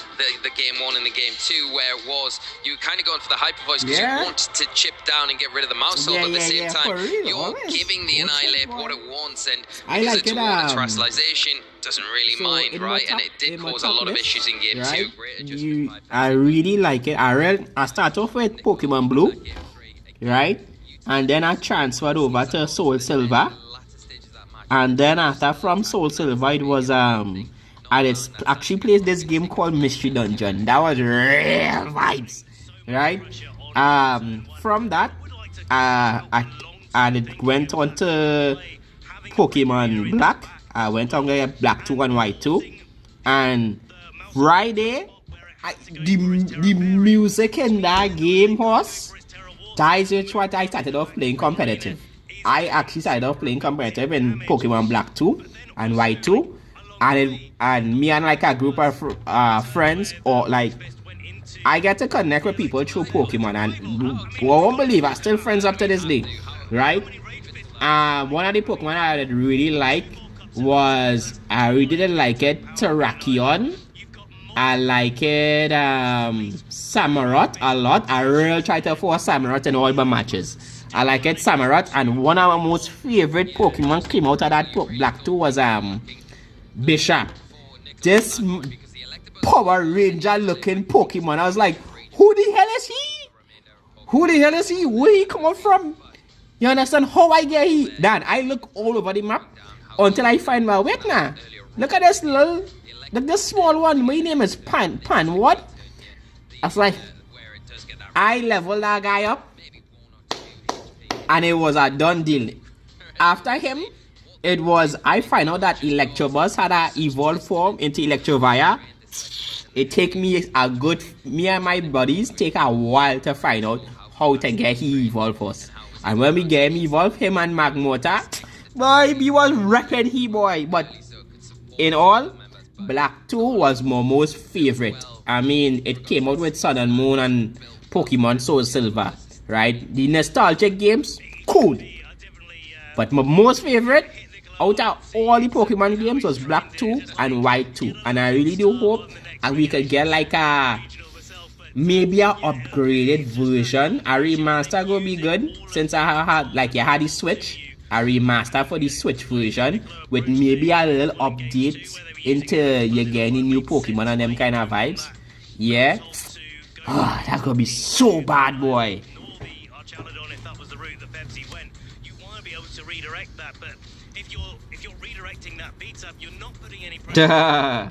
It's good to see you, man. Off duty. Oh, good. Again, another reason why that game free adjustment was so huge. Yeah, and you talked about it as well. It could have been quite easy. You know what I had to do? I had to increase the chat. This chat thing, boy, so you could see when people talking and whatnot. But it's good to have you on the stream, man. Good to see you.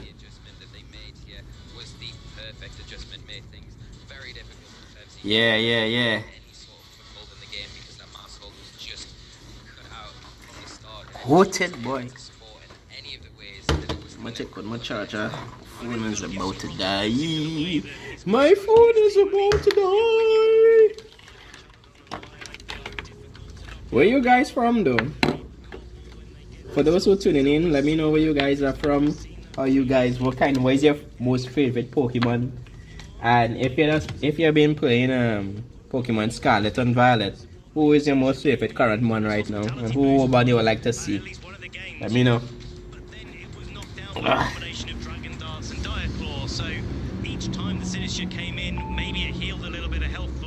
I might have to make an order soon. Soon. It's a big ask sometimes if you can't get your Pokemon set up in the way that you want to for it to do all the work without the support of its partners. Yeah, it's not a bad thing to bring a Pokemon in to redirect and let it go down to give the Pokemon next to it a free turn almost. But if you're getting no value back for that knockout, if you're partnering Pokemon, it's not worth it at all. And that happened countless times in that match where the redirectors were just in that position where, yeah, I'm giving the Annihilate room, but I'm not getting the value back on this in this situation. And I think as well, giving credit to Pepsi, you've got to remember back to game 1, that really critical diagonal paralysis onto the Annihilate, and then the fully paralyzed Annihilate that turn, which really did. Also, too, if you guys play Pokemon, whether that affects you, come through in our community. We are good vibes inside it. I also want to, I think about who I want to use for this upcoming regulation H2, boy. I need to find out to take out, well, I see that Archidon can get take out with some good close combat, but that is after once you make him force terror on another month. Hold on.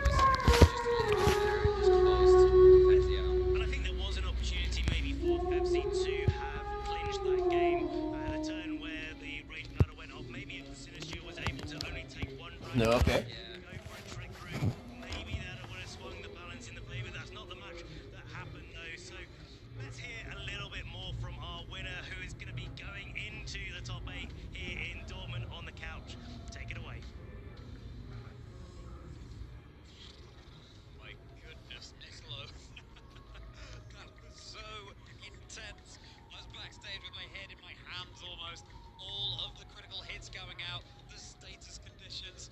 What an absolutely thrilling game, but more to the point, huge congratulations to you. You've just stamped your ticket into top 4 here in Dortmund. How does that feel?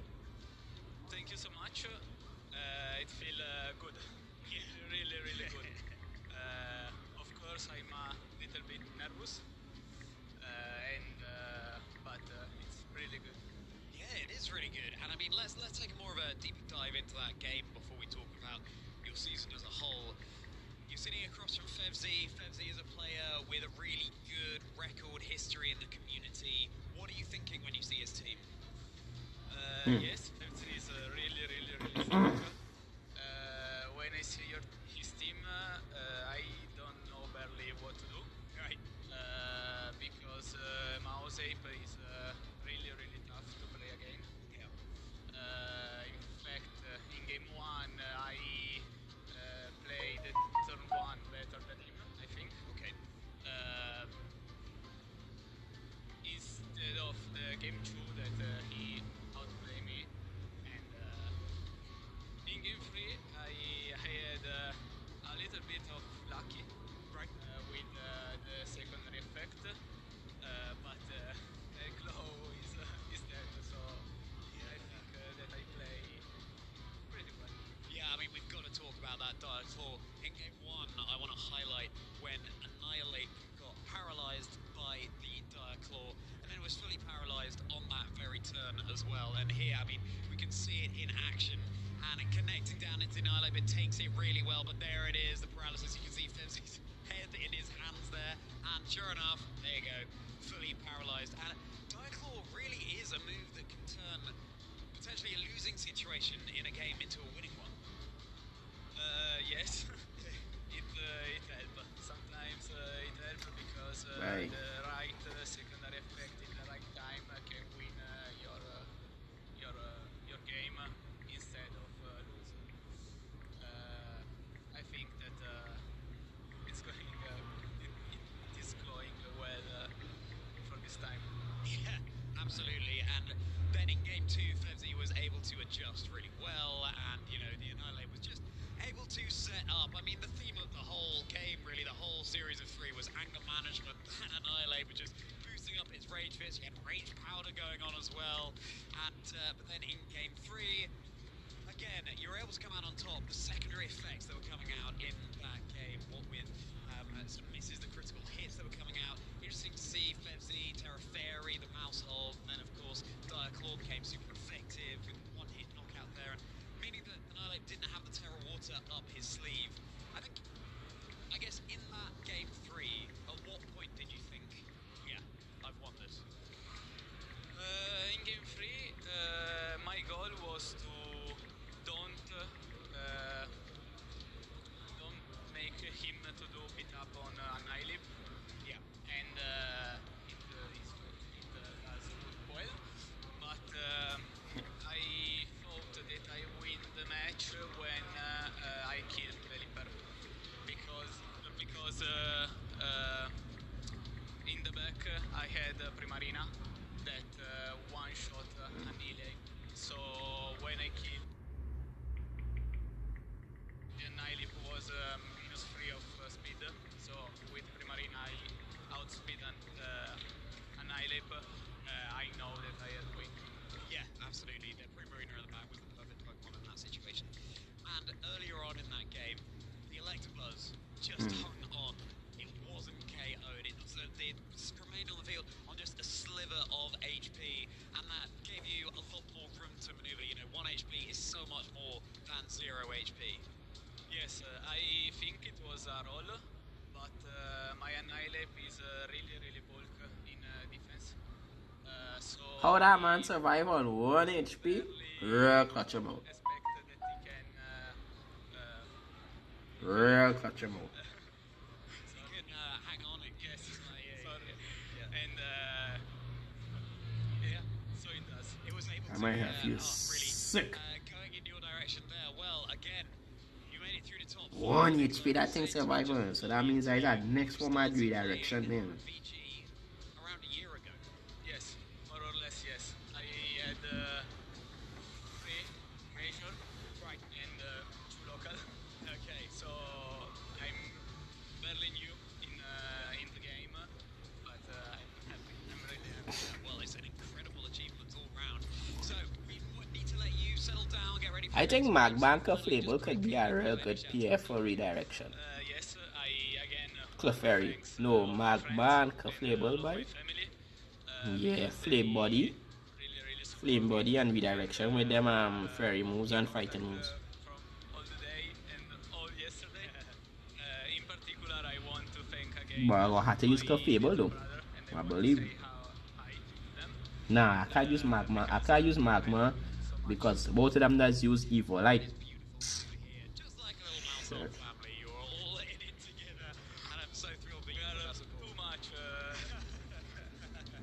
Well, huge congratulations to you again, Nicolo. Trainers, I hear that you're wanting more. Well, good news, because it's time for top 4.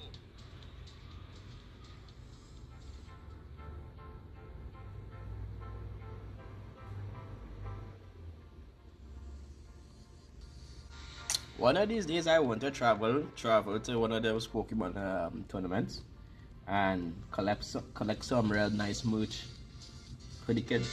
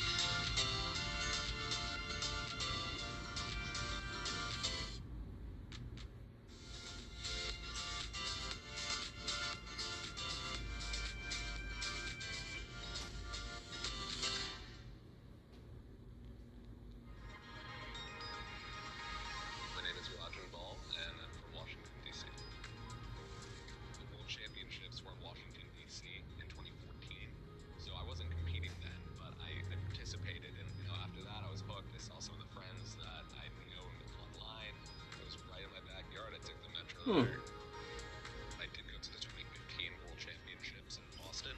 That was my first actual tournament. And my friend Nick Navarre and I, we both top cut that tournament. And then I just remember thinking, man, this game is really easy. It's not that easy. Pokemon is one of them wholesome games where just bring people together, boy. That and Warfare a lot. This might be his chance to secure his first championship title. The times and the tournaments I've done the most poorly have been when I felt tepid, when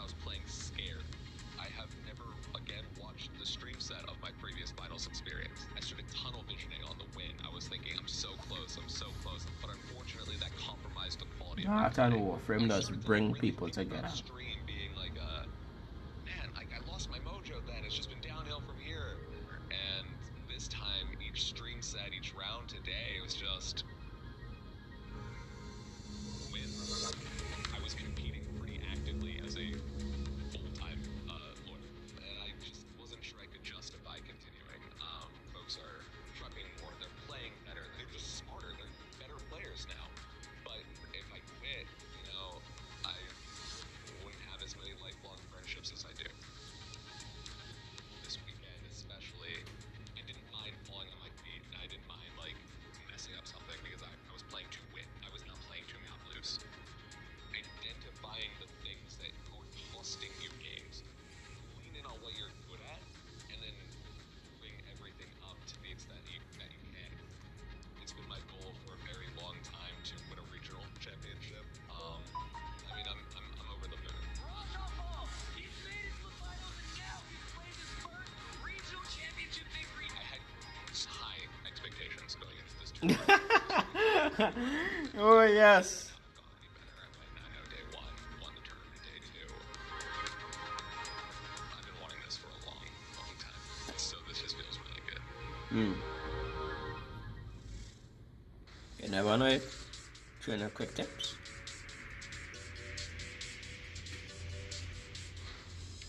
Well, it's actually my first regional, so I didn't actually prepare that much. Gosh, catch him.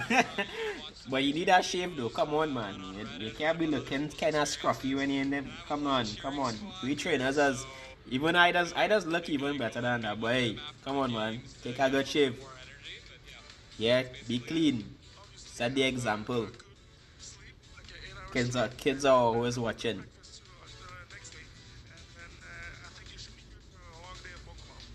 If it's this tournament, I don't sleep. I toss and turn on a red all night, and just I'm gonna do something right. is my team ready to go? Have I done everything possible to be ready? And I just come in here and play free and play to what I think I can do. And as long as I do that, I have no regrets, and I can go home at the Kids end are of the day always happy. watching.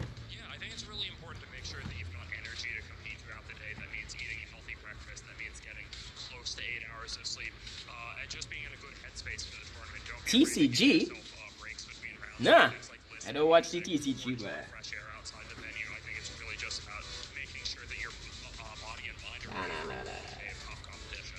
I, first of all, make sure that I get a full night's of rest if I can. Although I know sometimes we end up staying up late to test and make sure our decks are fine. Trying to eat some breakfast ahead of time and really mentally reset, make sure you're ready for a long day and taking one game at a time.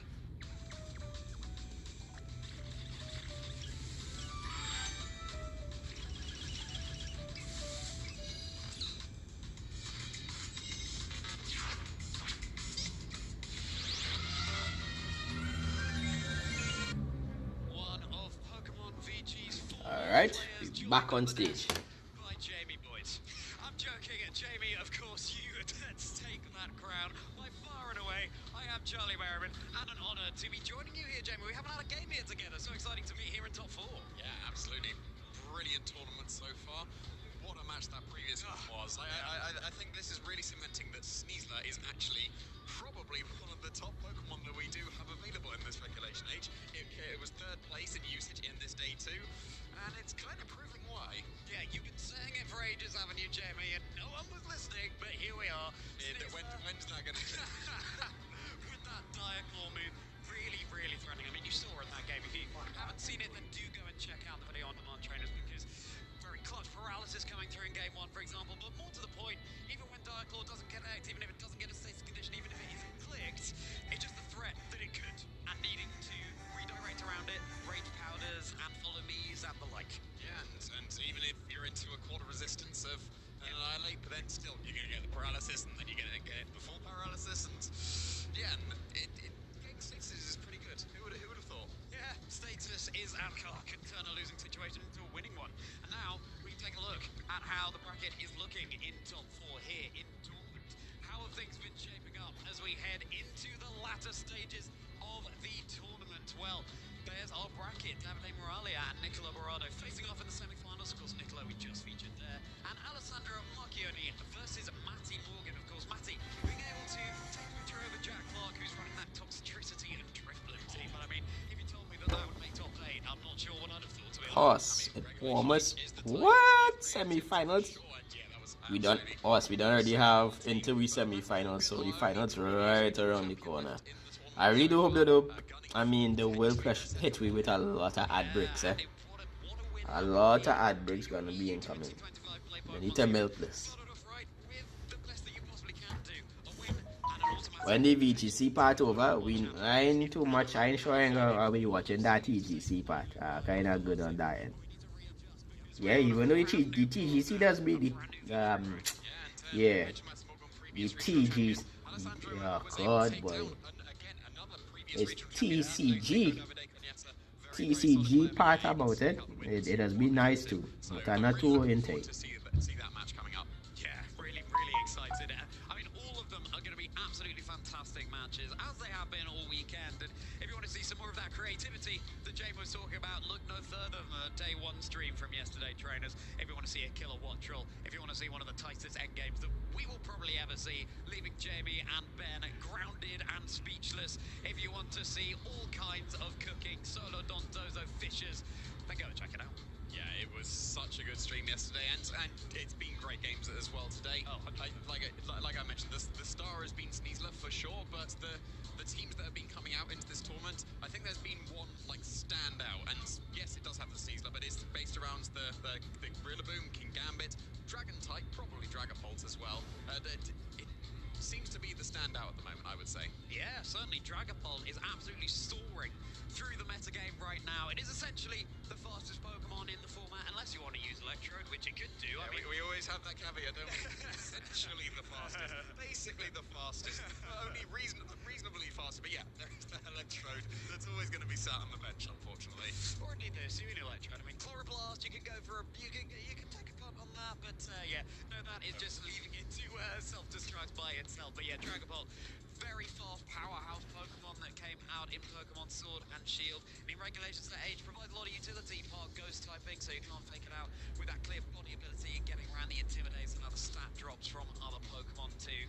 And a just really useful combination of typing, as you say, the most common Terra type is just the Dragon, so you really go all in on the power of your Dragon type moves. We often see a choice plan being run as well. Yeah, for sure, just absolutely maximizing. And Terra Dragon has been an adaptation in Regulation Age. Of course, we've been seeing Terra Ghost, Terra Blast so commonly in previous regulations when Dragapult was run. That was, of course, mainly because Fluttermane existed, and it no longer exists. And I think a lot of people might be celebrating that one because it was incredibly dominant in basically every single regulation that it was available for. Oh my goodness, Fluttermane, yeah. It's been so strange not to see any Fluttermane at all over the past couple of months, because since the start of this year, for longer before that, Fluttermane has been able to be used, and yeah, it really was everywhere. We know the Regulation Set G is coming back in the new year, so be prepared to see more there, but it'll be fascinating having pivoted away from that format to then go back to it, see, you know, with a bit of time away, what other adaptations can we have? Of course, it was the format for the World Championships in the 2024 season, so I imagine trainers will just start with what was working there and then go from there to see how to adapt, but really interesting to be doing it this way around. I think the most interesting thing to see would be, does Sneasler actually now translate over to the regulation channel? Because we are finally discovering how very, very good Diaclaw is at this point. So like, I was a big proponent of Sneasler all the way back in the Stockholm Regional Championship back in May, and again, like you said, no one believed me and no one ever believes me, but finally, people actually are starting to believe. So yeah, Sneasler has been putting on a very, very solid performance. We're again going to be seeing it in this top 4, no surprise at all. Yeah, you've also been flying the Hyperplastic Legion for a very long time, and that's a Pokemon that's really been rising to prominence as well in Regulations at Age. But here we are, our trainers getting ready to go on stage. It is Alessandro versus Matty Morgan that will be able to feature for you, so the other side of the bracket. Top 4 for both of these trainers. Now, Alessandro, not a trainer I'm so familiar with. As you say, Matty is a previous regional champion. We'll be able to get into their achievements very shortly, but once again, Baltimore a couple of weeks ago, brand new player, could go all the way. And this is why there's never been a better time to get involved in the VG events. We have been seeing what we at least considered upsets in some of the matches that we've been featuring the quote-unquote underdog taking down the veteran players, so absolutely could be seen here. Matty is probably one of the only real trainers left that would be considered a veteran at this point, and has reasonable success behind him as well. Absolutely backs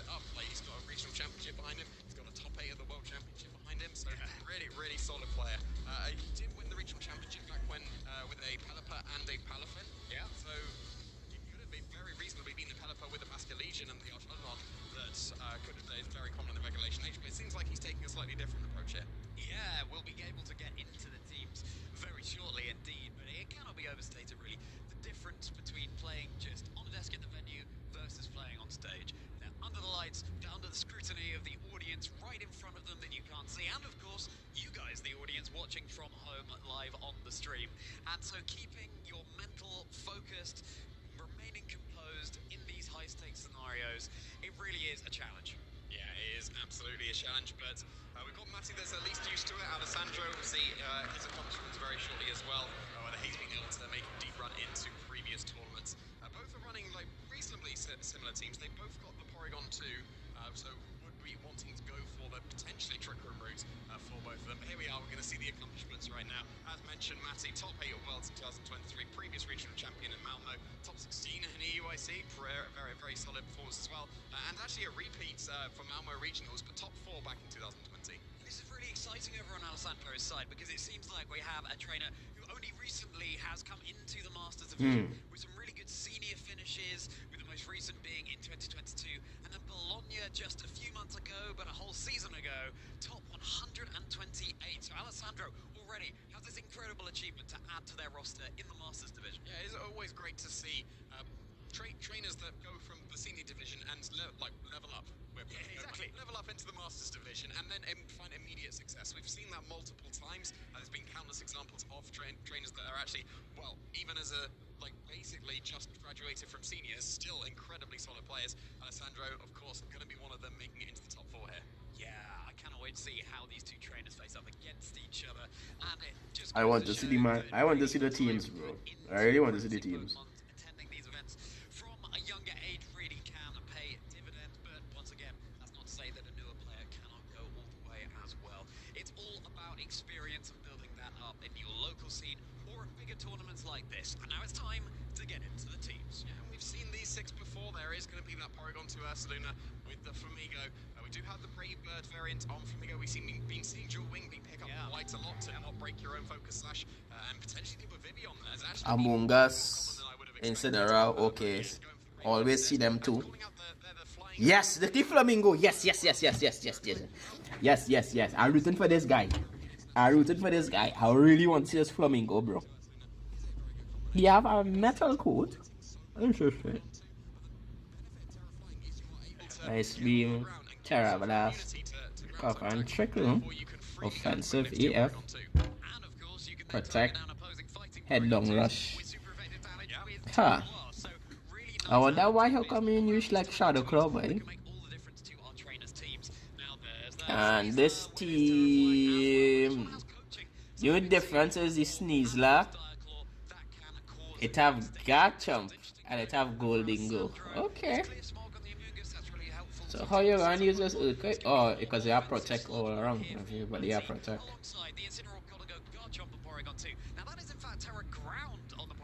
This looking like a kind of semi-wolfy team. This looking like a semi-wolfy team. And fire, ground, flying.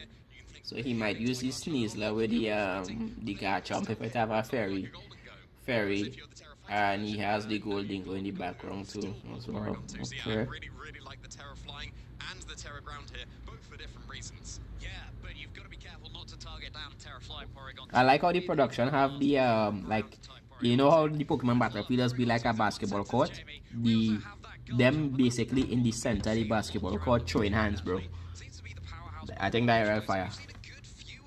Over the course of the weekend, Dragonite and Hydreigon as well, just to name a couple. And this one, holding the clear amulet, freeing up the Life Orb to go over to the Golden Go. Yeah, Life Orb has been just the item on Garchomp so far. It used to be that when you were running a Garchomp, Clear Amulet was absolutely the most common item, and then we seem to have shifted more towards the Life Orb variants, but yeah, going to be the Clear Amulet once again for this Garchomp, and like you mentioned, that does free up the Life Orb available on the opposing Golden Go, so that would allow Among Us. Nah, bring the Flamingo. The Flamingo, the Among Us. Oh good, they have a Porygon. Oh god, Porygon on both sides. That Flamingo will go be huge, bro. Porygon 2 and Sneasler leading the fray over on Matty's side. now for Alessandro. Let's get into this. Oh god, hold on, close combat.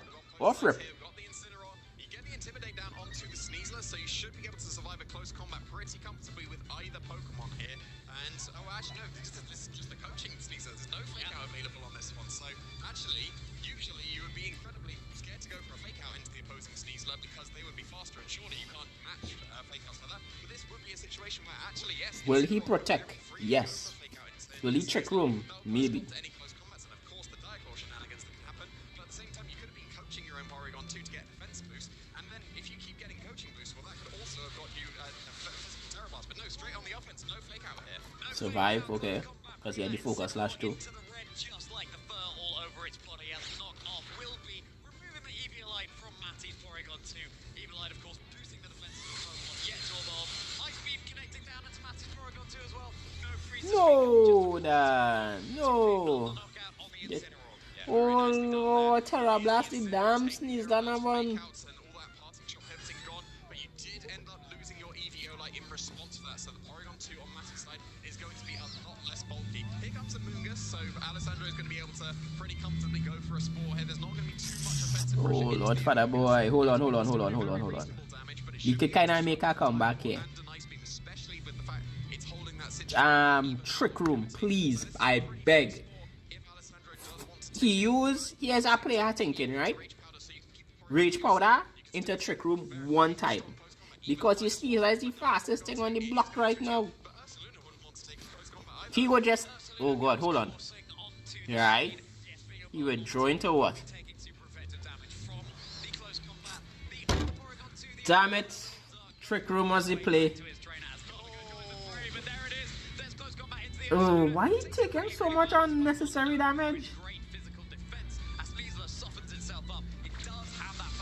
Okay then. And then what? You're gonna take a what is called this move by make it rain straight to face. You go dead. You will die. You have no form of recovery. Your Ursaluna is like around 25% health or 45% health. You will die.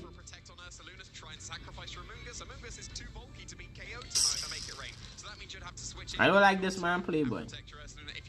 I think he misplay hard. I think this guy misplay hard. You're gonna go back into Porygon 2 for what? You can't even touch the golden go. Oh Lord, father boy.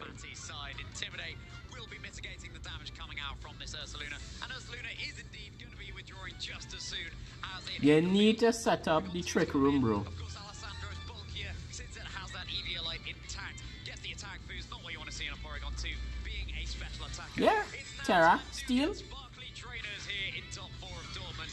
Golden Go will be going up for its Steel territory. He gonna go for a huge make it rain. Time to kill.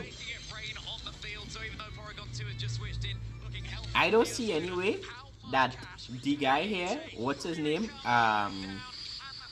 Marconi, could block this man, could block the make it rain.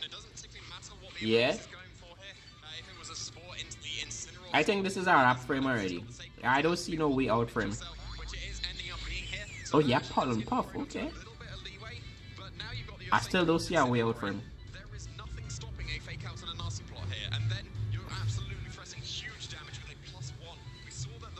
Unless you set up that trick room. Set up the trick room now.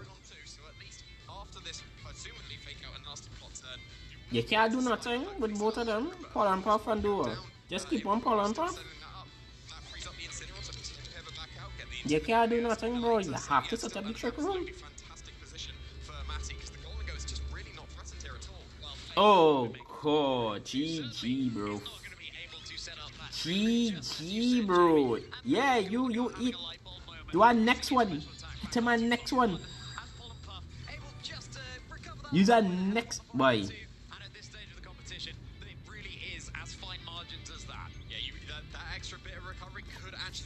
Our next nasty plot. Please, I beg. Use our next nasty plot. I think that's the play. Use it. Go ahead, bro. Use it. I think that's the play.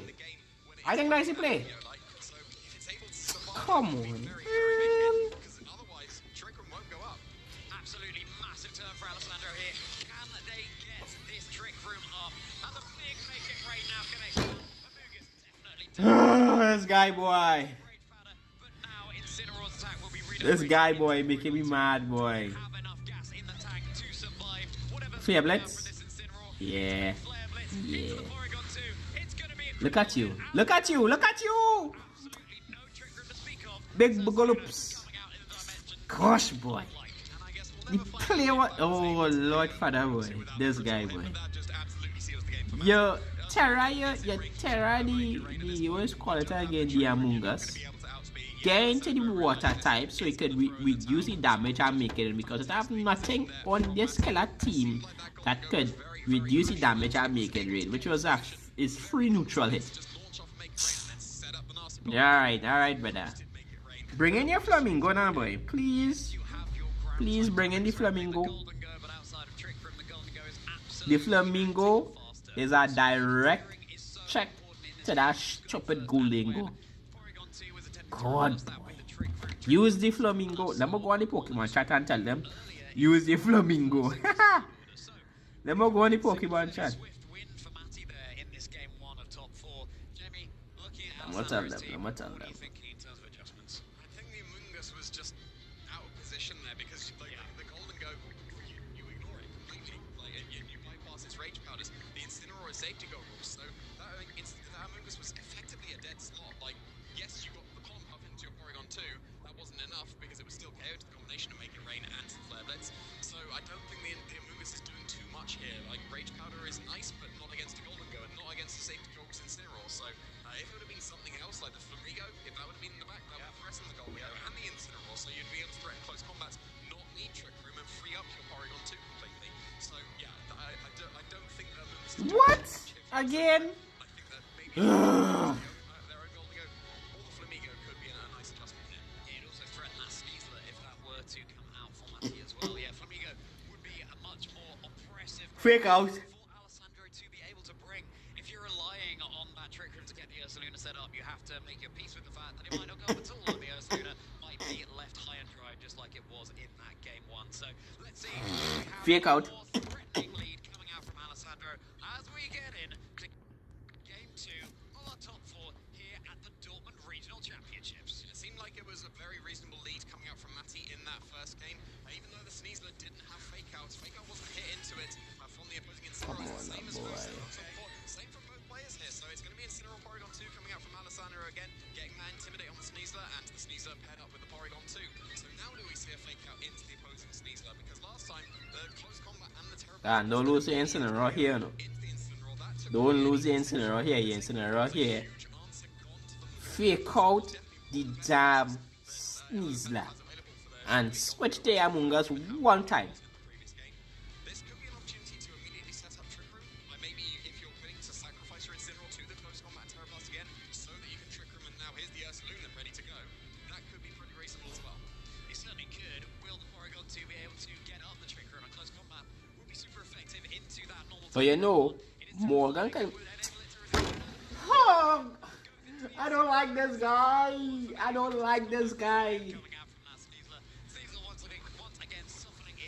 I don't like this guy. This guy suck.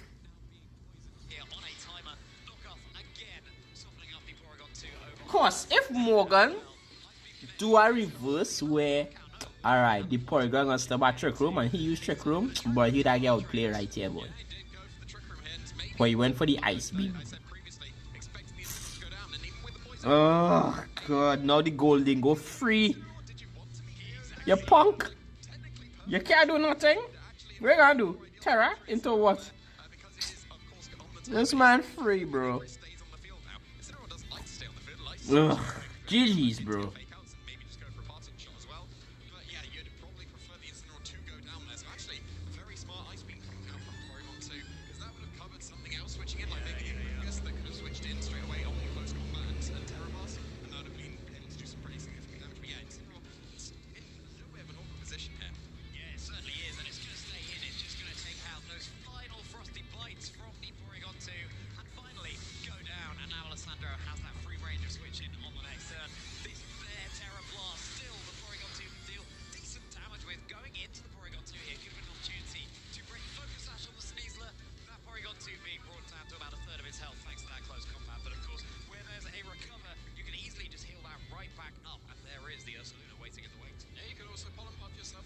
Look at what it is.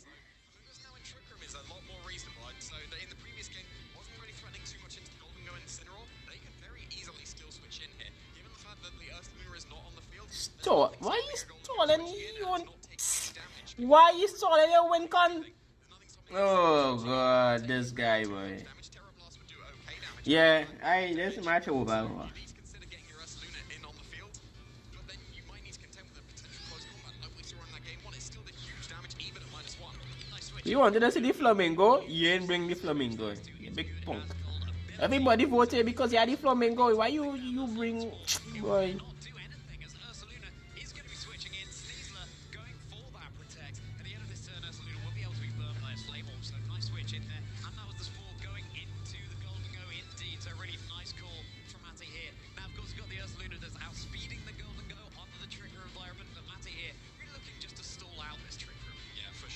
Earthquake. Earthquake. Yes. Yes. Dan, just do it, bro. Bro, just Dan. Earthquake, boy. Earthquake, boy.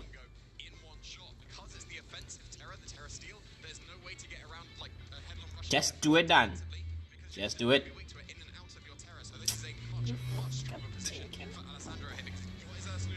Ugh. He has to Terra the golden goals.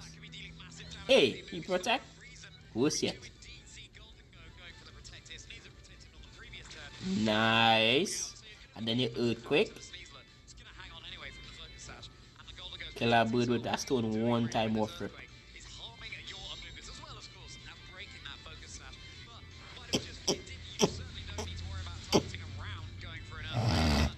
Earthquake again. And then you sludge bomb. Earthquake into sludge bomb. On the sneeze there. Earthquake into sludge bomb on the sneeze there. GG over. Yeah, let's go. Next run. Next run. Come on, let me do it.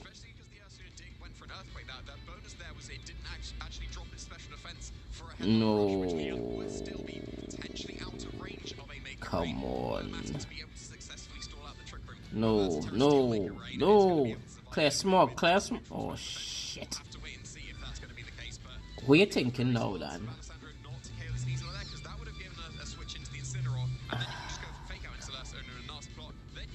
To do what? Alright, so you have one guaranteed turn asleep. So he can pollen puff. Go for pollen puff, but okay. Alright. Alright, I understand.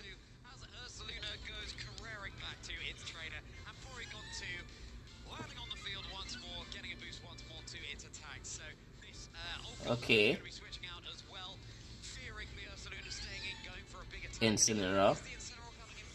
Okay.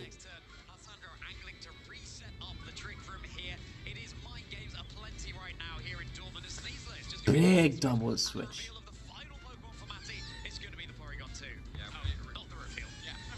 It's going to join the field once again, and it's still going to get that attack boost, so it's not going to be too impactful. Very nicely done from Alessandro there. That is a pollen puff into the Porygon 2, and it is now incredibly healthy once again, just as the Trick Room finishes. So, yeah, really nicely done. Trick Room.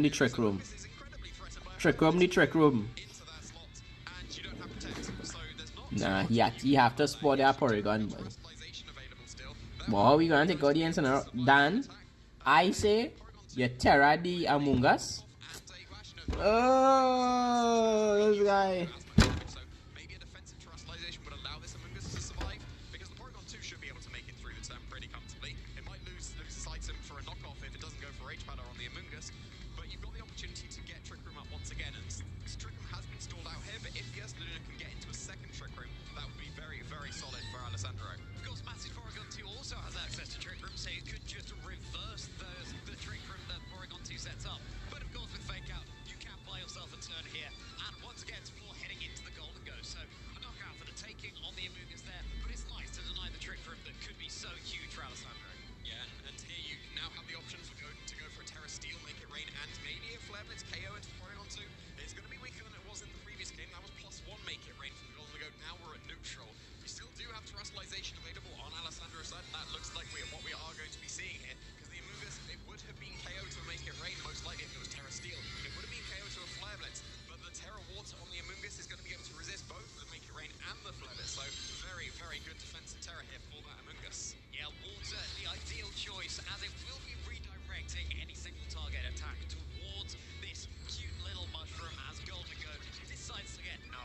course. It's over.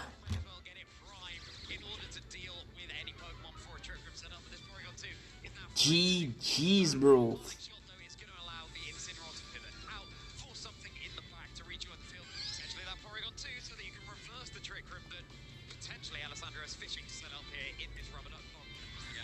I think he just trick rooms here. I think he just trick rooms. Alright. You do that trick on us. And boost up.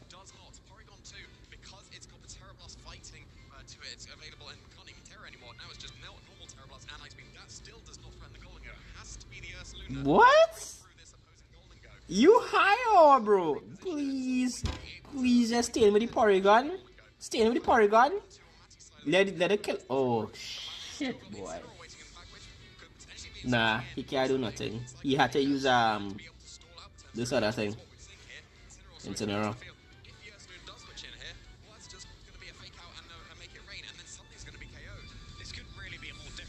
Not bad.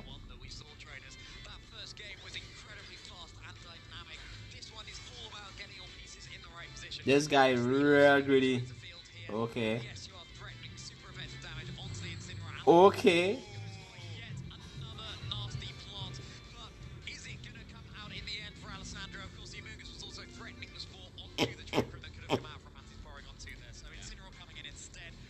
This is GG horse. You can't spawn nobody. You have to pot on puff.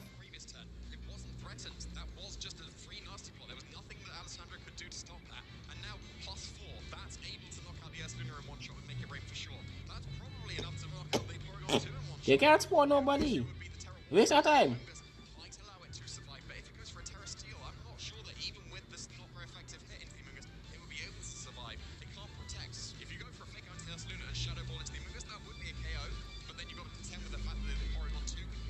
This guy is one. Right, Terra. Steal. Boom.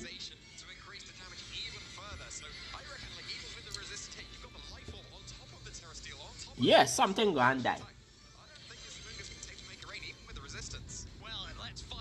Boom.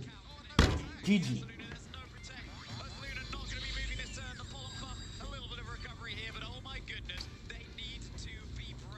And the thing goes crack.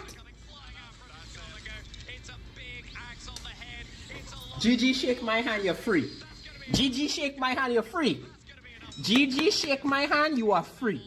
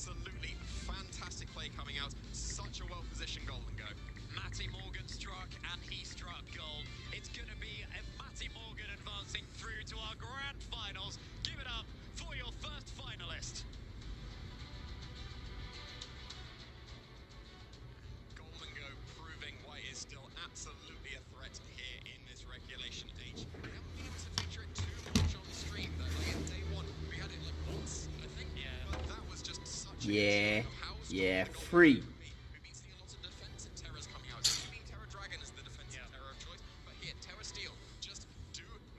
Free. Hey, oh, sketchy you. Yeah, man. Yeah, man. I know. I'm switching it between streams now.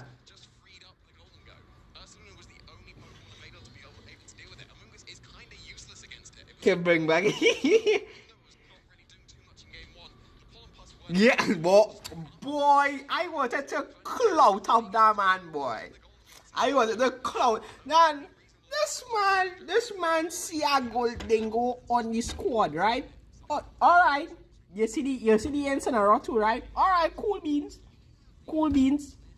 You know the man can bring that golden go though, because when you look on the other killer team, is he had to work to preserve that Incineroar horse.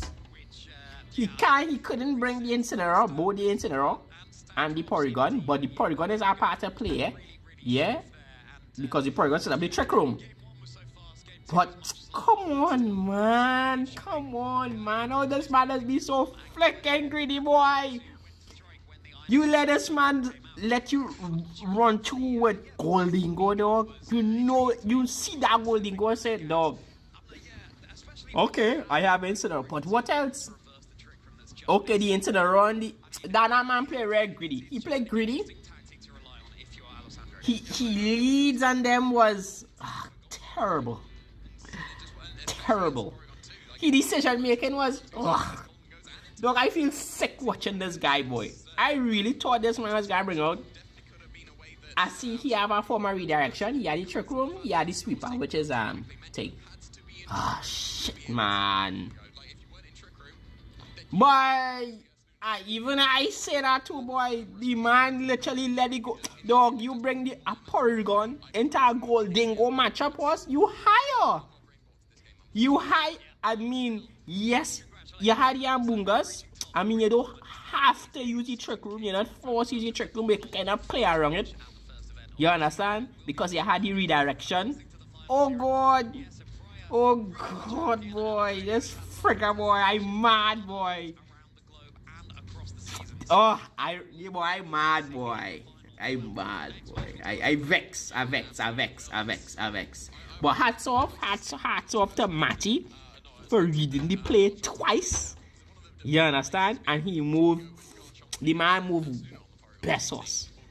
He take full advantage at the tight matchup and dialed off a lot of foolishness. Boy, yeah, you seen how impactful that sneeze lies? You seen how impactful sneeze lies? Tell you, these are just packing up people, boy. And if he can't touch it with close combat, it's in your dark law. The only thing that could come wrong Sneasler is a flicking is Goldingo. That is the only one that could come wrong as Sneasler, a Goldingo. Yeah. Ah, boy. Ah, boy. Yeah, I'm curious if that flare blitz would have been enough to Porygon 2. I'm dubious if it was. Like the critical hit, it obviously just immediately. I looking right now, boy, sketchy. I looking out for unusual Pokemon like the Flamingo. I know that Flamingo have a lot of plays. Anytime you see like a spread move team, Flamingo is the way. You see a Goldingo, Flamingo. Flamingo, Goldingo, Flamingo. Off rip, no brainer, right? Pure close combat. The only thing you have to worry about is Primarina, Talonflame. But you have redirection for that, man. Yeah. I think if I run that team, I would like to run Flamingo and Electabuzz. The Electabuzz with the let's call this thing with the follow me for the redirection. I run that and I run somebody else, boy. But I need to have close combat on my team. I need to have something to take out Primarina because I think running rampant, and I need to have somebody for to deal with. It could be a little tricky. I want two bulky man, a mix attacker, one mix attacker, two core, one physical, and maybe a next special. Yeah, to think I want to do some battling, boy. Actually, to do some battling. But I think that was the semi-final. The finals almost up next, boy. How you doing though? How you been, boy, sketchy? Have you been laddering since? Yeah. You know what item does be real boss too, boy? When you have it with flicking Mirror Herb. Mirror Herb is our next play. Mirror Herb. You have it with this next thing, covert cloth. So nobody can really stop you. Right? What's the next item to have it with by because it kind of glass cannon too now. Let me think. You could have it with the if you have a terrain, you could have it with one of the seeds on them, because I believe it could have acrobatics too. Yeah, boy. I wanna go home.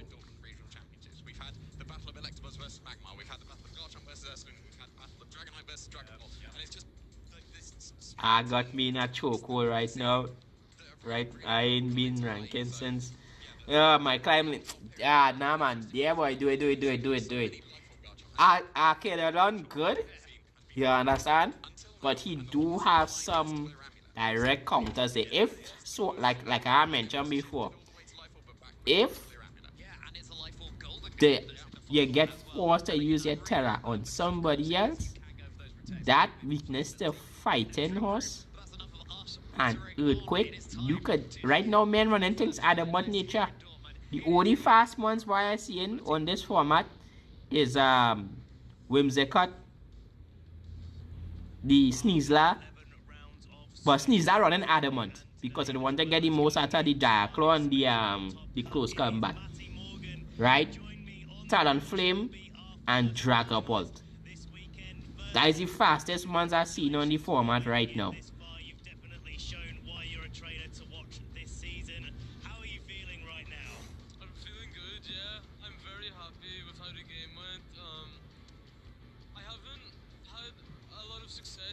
I want to run some HC1 months, boy. I really interested. Like I have Flamingo already. I really want to use that one, right? I like HC1 Arcanine a lot. I like HC1 Arcanine. Yeah. Who else I like? I want to use. Who else have my interest right now, boy? Let me think. Who else have my interest?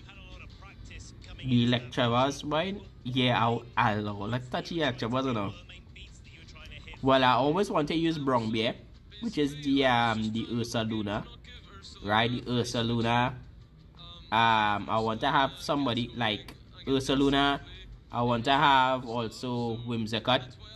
I like Whimsicott. I can set up the light screen and Tailwind, Taunt, and well, yeah. I want to use Endeavor. I want to use Endeavor on that fella. I want to have Whimsicott with our Endeavor build. Endeavor, Tailwind, and Taunt. Yeah, Endeavor, Tailwind, and Taunt. Yeah, have him with the covert cloth. She with the covert cloth. It depends. I think covert cloth could be nice, right? And somebody else. We go see how that goes. Feel that team gonna be real nice. Mouse Hole is our next thing. Mouse Ape is our thing too, Shit. I think I go build our team later. I need to get the stats for Flamingo and see what he does use besides yeah, this is a big threat. You see this golden goat, brother. Then you can't let that run free on your team, boy. You can't. That and Primarina. Them two is pests. Yeah, and you can build Primarina, specially defensive, to tank this thing Ursaluna. Yeah, the Husu and Ursaluna. That thing have real high special defense. Right? You give it the throat spray, so it could be a bulky offensive Pokemon. Right? I even think Fear Bits. Yeah, that is a thing too, but you know, intimidate is always prevalent now. Right? Good for switchings as well.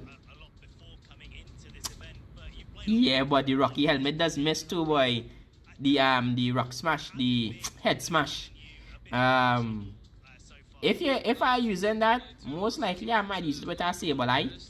Use gravity, so it guaranteed to lash us. Yeah, you double up with a Sableye, use Sableye, use gravity, and Sableye can set up light screen or reflect. It could even land what's called this thing by Will-O-Wisp. It could use Trick, Nightshade. Sableye is a nice utility mon, boy. Yeah, Sableye is a real nice utility mon. When you think about it. Yeah, Arcanine, boy, Arcanine.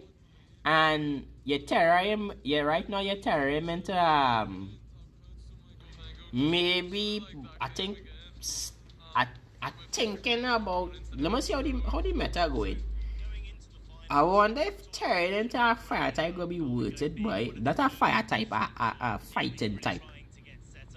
Because once your Paimons are the man nature, having with Terra Blast, Rock Slide, Protect, Fear Blitz. You ain't too much want them for the extreme speed. You want them to spam that Rock Slide now, boy, but at the same time too, you have to find a way to take out that Sneasler, boy. That Sneasler is a menace. And have it with Focus Slash. He is a kind of issue, boy. He is a kind of issue. I need to go on the Pokemon site, the Pokemon app, and see what mon does win against Sneasler on a consistent basis. Because since you have Focus Slash, you could actually just move Reckless with him in a term that do damage. He just did to focus on one man and do a lot of damage and either kill them off or set up for the next person to come in. Right? I know Sneasler don't like when you catch him, when you hit him with the fake out and kill him. Yeah? So I keep thinking about having a Pokemon who could use this move called Feint to break through Protects. Yeah, boy. Oh boy, competitive Pokemon, boy. Yes, boy. The possibilities, it have no one perfect team. Yeah, it's just basically what kind of setup you want to make a reality, and that is what yeah, I have to think about. Who is the 2 months that I go focus, but team around and build around it. I love how this format do have Fluttermane, do have flicking no legendaries. Yeah, I love this. This is, boy, this bring me back to the old days, the good golden days. Good golden days. This is golden gaming right now, boy.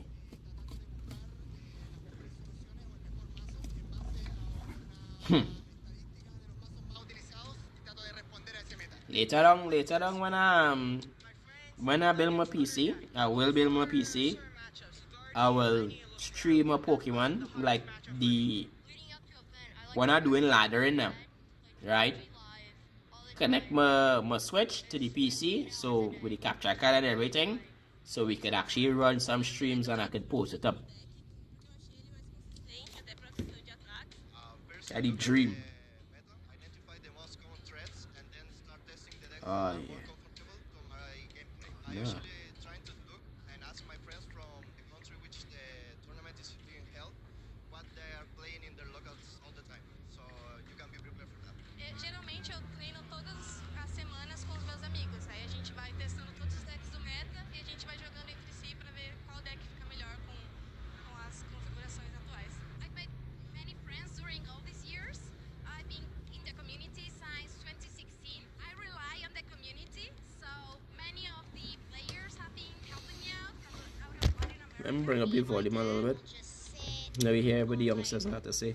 Our dining room table, practice, and then we go up to an event, and then we practice at the tournament, and then we just get ready for the event.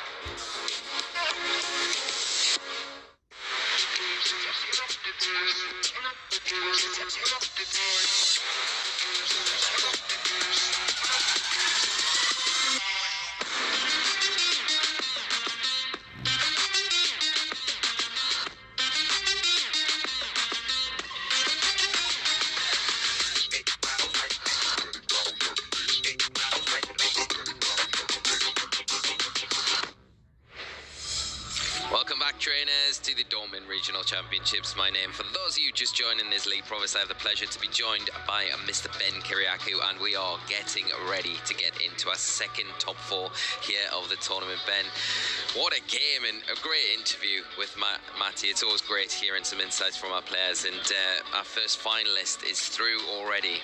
I couldn't be happier for Matty. He's a previous regional championship. He was telling me he doesn't feel like he's managed to get that far since he got the top 8 at the World Championships in 2023. But now, I mean, well, we've heard it already, but if you didn't see that interview, you've heard it here first.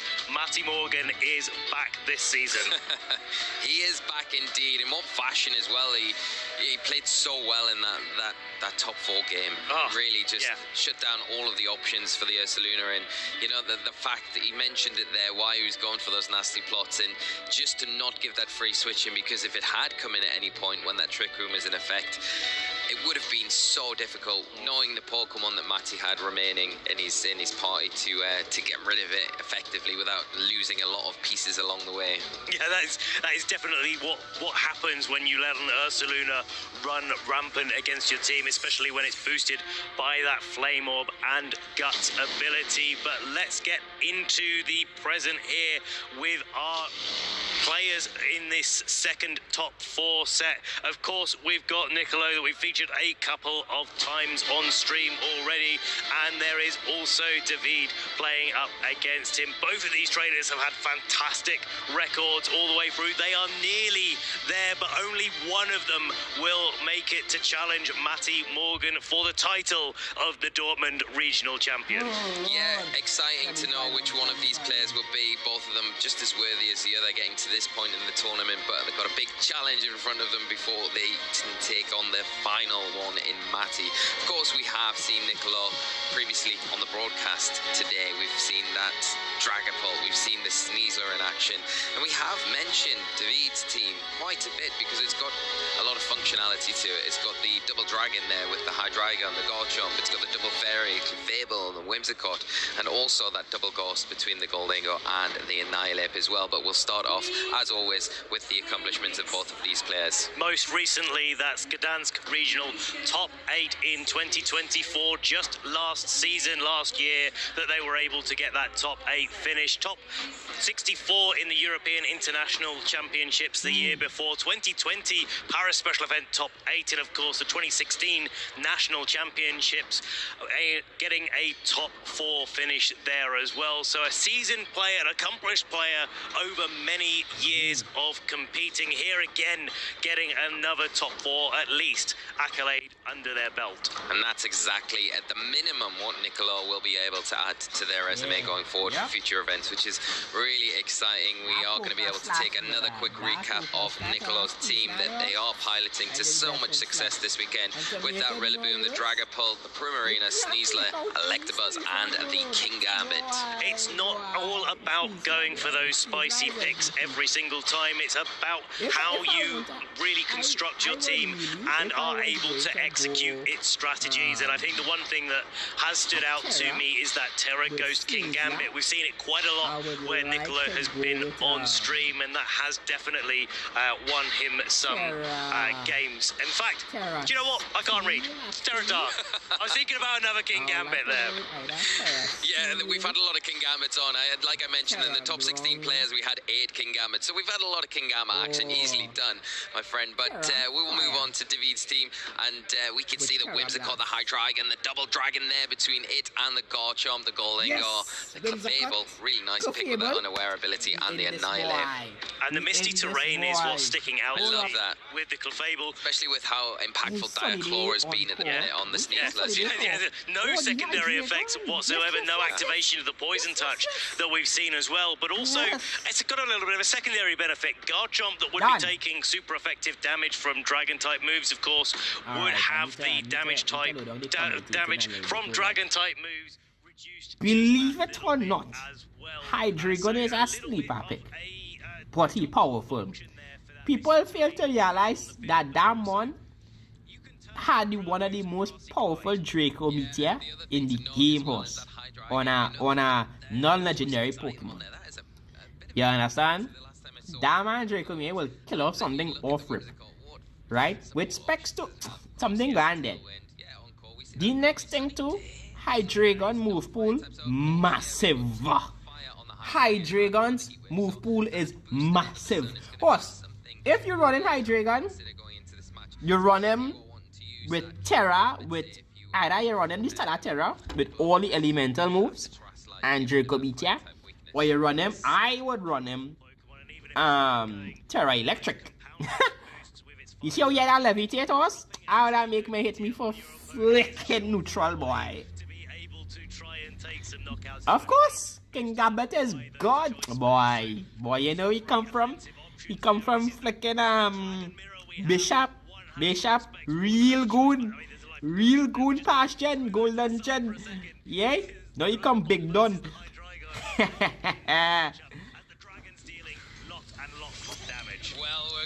But we go see.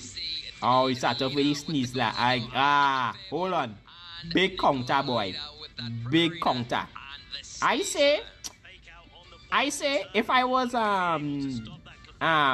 Megala, I gotta use Nasty Plot off rip. I gotta use Nasty Plot. It have nothing stopping me. Would this man have from using Nasty? Yes, I go take some damage, but I gotta use Nasty Plot, brother. What you gonna do?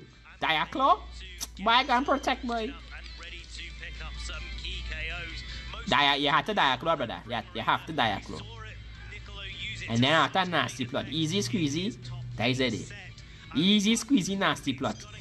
Let me play. What's it? I tell you, I see that play long time, boss. Protect, Nasty Plot. We inside. What I tell you, boy? Boosting that special attack by 2 stages, making it a very threatening target next turn. Primarina is going to launch out an attack. The next turn. Alright. Okay. Let me tell you what's gonna happen now. Let me tell you what's gonna happen now. I gonna make it rain and go right into your Sneasler, brother. I gonna attack your Sneasler. Yeah, because I take hold and slash. You batty boy. You switch. Boy. Smart play. But Moonblast into the Sneasler stud, bro. 3 damage. Moonblast into the Sneasler stud. When I say okay, I use that term quite loosely because they're going to be taking quite a lot of damage for their troubles. Yeah, what you mean? That Primarina might... If he Terra, though, I think he shouldn't Terra. I think he should hold the Terra. Oh, Lord! No, boy! No. Wait. He still have Clefable on the field, so it's still possible he could redirect the close combat. Alright, cool. Alright. That. Why say, boy? I know that. That. Nothing, boy. Nothing. And Moonblast. Now we talk about... Dice we talk about... Hold on. Alright. I say... Double protect. What you gonna do? Diaclaw? Fake out? You know he gonna protect. Into taunt. Next to it does have that redirection as well, so you can just Redirect those away, protect the Goldingo, and give it enough room to get another Make It Rain off. It's still +1 special attack, so it's still going to be hitting very hard. And the Electabuzz, of course, will be able to take the next one. Alright, okay. You can't risk the close combat right now, but you can't be scared either. I say run it down. Run a shadow ball just to be safe. Run a shadow ball just to be safe. Because both of them squishy AF. Run a shadow ball just to be safe. Alright, you follow me. Right. What you gonna do? Right, nice, good. And reduce that defense and special defense by 1 stage as a secondary effect. Make it rain. Here's the second round of it into both these targets. The Electabuzz does go down. Too down, boy. And we are gonna see a big lead here taken from David. Electabuzz even outsped by that. Yeah, boy. When you have somebody such as King Gambit on our team, Dad, you need to have a way to fight off people with things like forces, like things with close combat. But Gambit had to do a sword dance here. He have to do a sword dance. And to make it more worse, people don't run steel type moves on the King Gambit horse. They don't run it. I don't know why. Yeah. Run the flicking Iron Head. Look at this scenario. Yeah. You gonna get walled by a flicking horse not having a steel type move. You gonna get walled by Primarina. Easy squeezy. You gonna get walled by Primarina. You gonna get walled by Goldingo. Not Goldingo, Cafable. Yeah, any kind of fairy. Yeah, you have to sword dance, dog. You have to sword dance. Diaclaw. Hey, sword dance again, brother. Dog, sword dance again, boy. This man, boy, you can't use sucker punch when it still have the Cafable on it. The flicking. Boy, this man gave me mad, boy. Why you gonna use sucker punch when the class still have follow me on the field? You just now waste a whole attack turn, dog. You's a real bottom, boy. For his troubles, Niccolo has to lose the Sneasler, the one Pokemon that's really going to, as well as the King Gambit, going to be able to knock out that Goldingo. Yeah, and David just really controlled this game from start to finish. By the reason why people don't run Iron Head is because how that type can run into anything. It neutral against almost every type. Yeah, so that's why they don't see the need to run Iron Head now, boy. And cut out Cleaver stuff. Then, if I run in King Gambit, you understand, is I gonna use mons that could bring like lower stats, right, on my side of the field, so I don't have to rely on sword dance too much. You understand? You know it have this move called I want Confide. I don't know if it still had that move right now as a TM called Confide. Or you use fake tears. If this one have, oh boy, it have mons we could use fake tears. I like anytime I'm using King Gambit, I don't use mons that have fake tears. Fake tears on King Gambit get free +2. Free, look at you, that like a big butt. You use sucker punch when it have a man who have followed you still on the field when you could have just used flicking. Oh, I'm mad, boy. I'm mad, boy. Yes, boy. Yeah, boy. You can't bring that King Gambit and not topper. You cannot, do not bring that King Gambit in this match. Right? You have to stick with the Rilla, the Primarina, and the Sneasler is your 3 downs to beat this matchup. Your utility, well, you kind of mix and match with Electabuzz and basically Electabuzz. You run Electabuzz. Who else? It had Dracopult, but you can't really run Dracopult in this matchup because this man have 2 fairies. This man have 2 fairies on the team. You can't dragon spam this man. So most likely, and he don't have no intimidate users either. So King Gambit on this matchup is a waste of time. Dragapult is a waste of time. Use Primarina, Rillaboom, Sneasler. That is how you're gonna start off. That is how you're gonna start off this whole thing, right? But the issue at hand is, right? How you gonna take out this man Goldingo without the Dragapult? You have to force this man Goldingo to Terra House. Yeah, I don't know how we gonna get through this man Goldingo.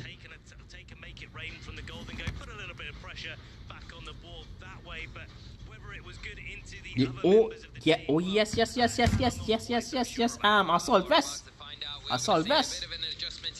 Assault vest into stomping tantrum. Had to be. Brother, taunt. Hyper voice, dog. Hyper voice one time. Wait, hold on, eh? What you gonna do? What sharpness you gonna do, brother?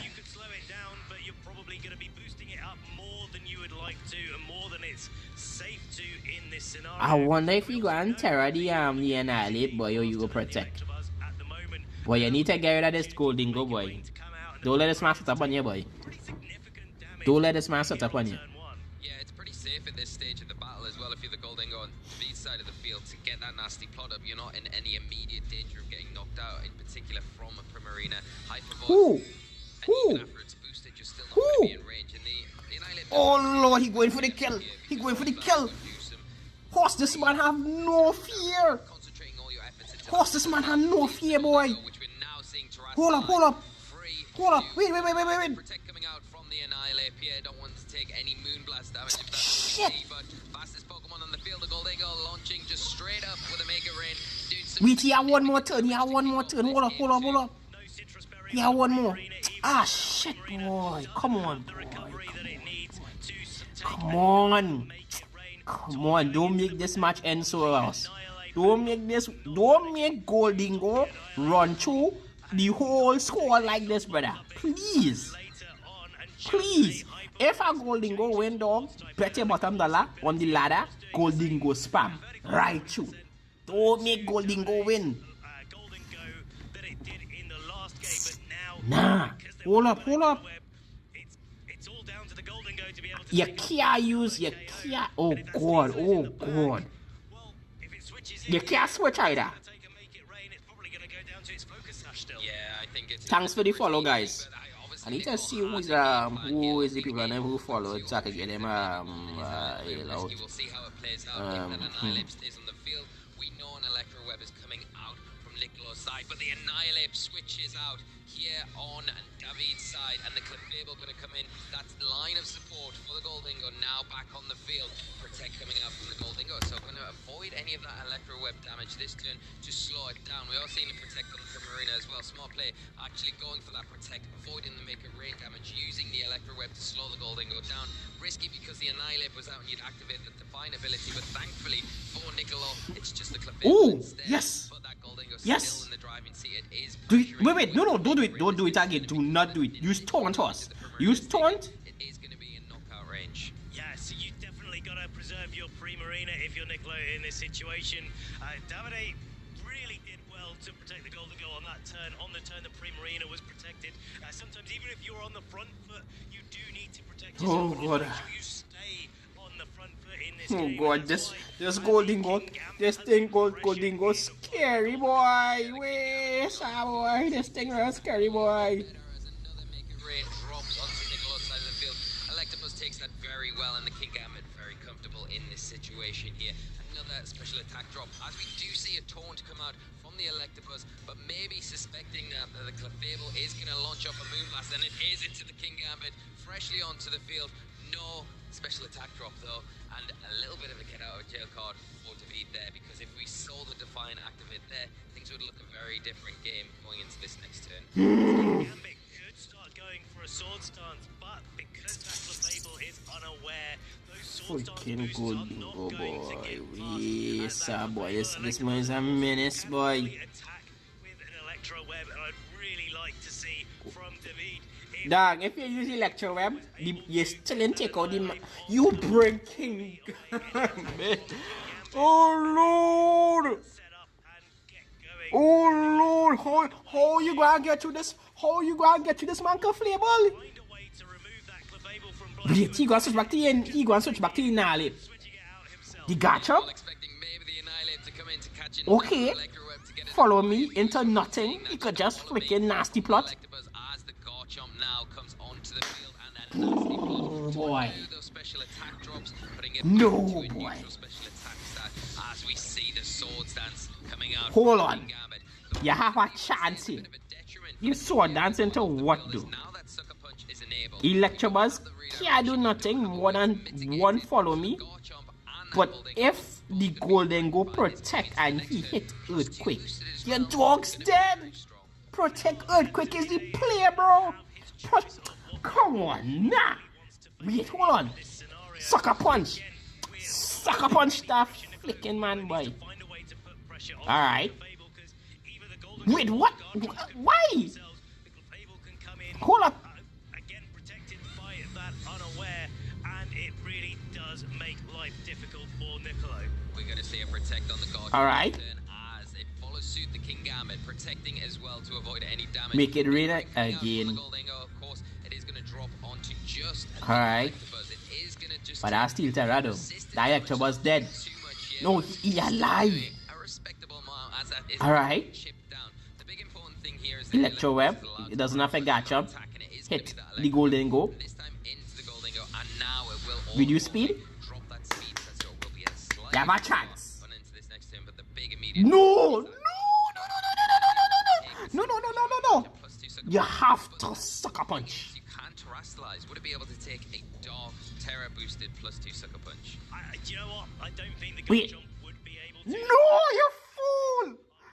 Oh my god! No! You want to spam the Golden Go?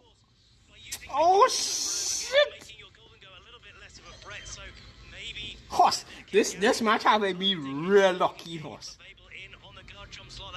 Oh Lord, that hurt my soul, boy.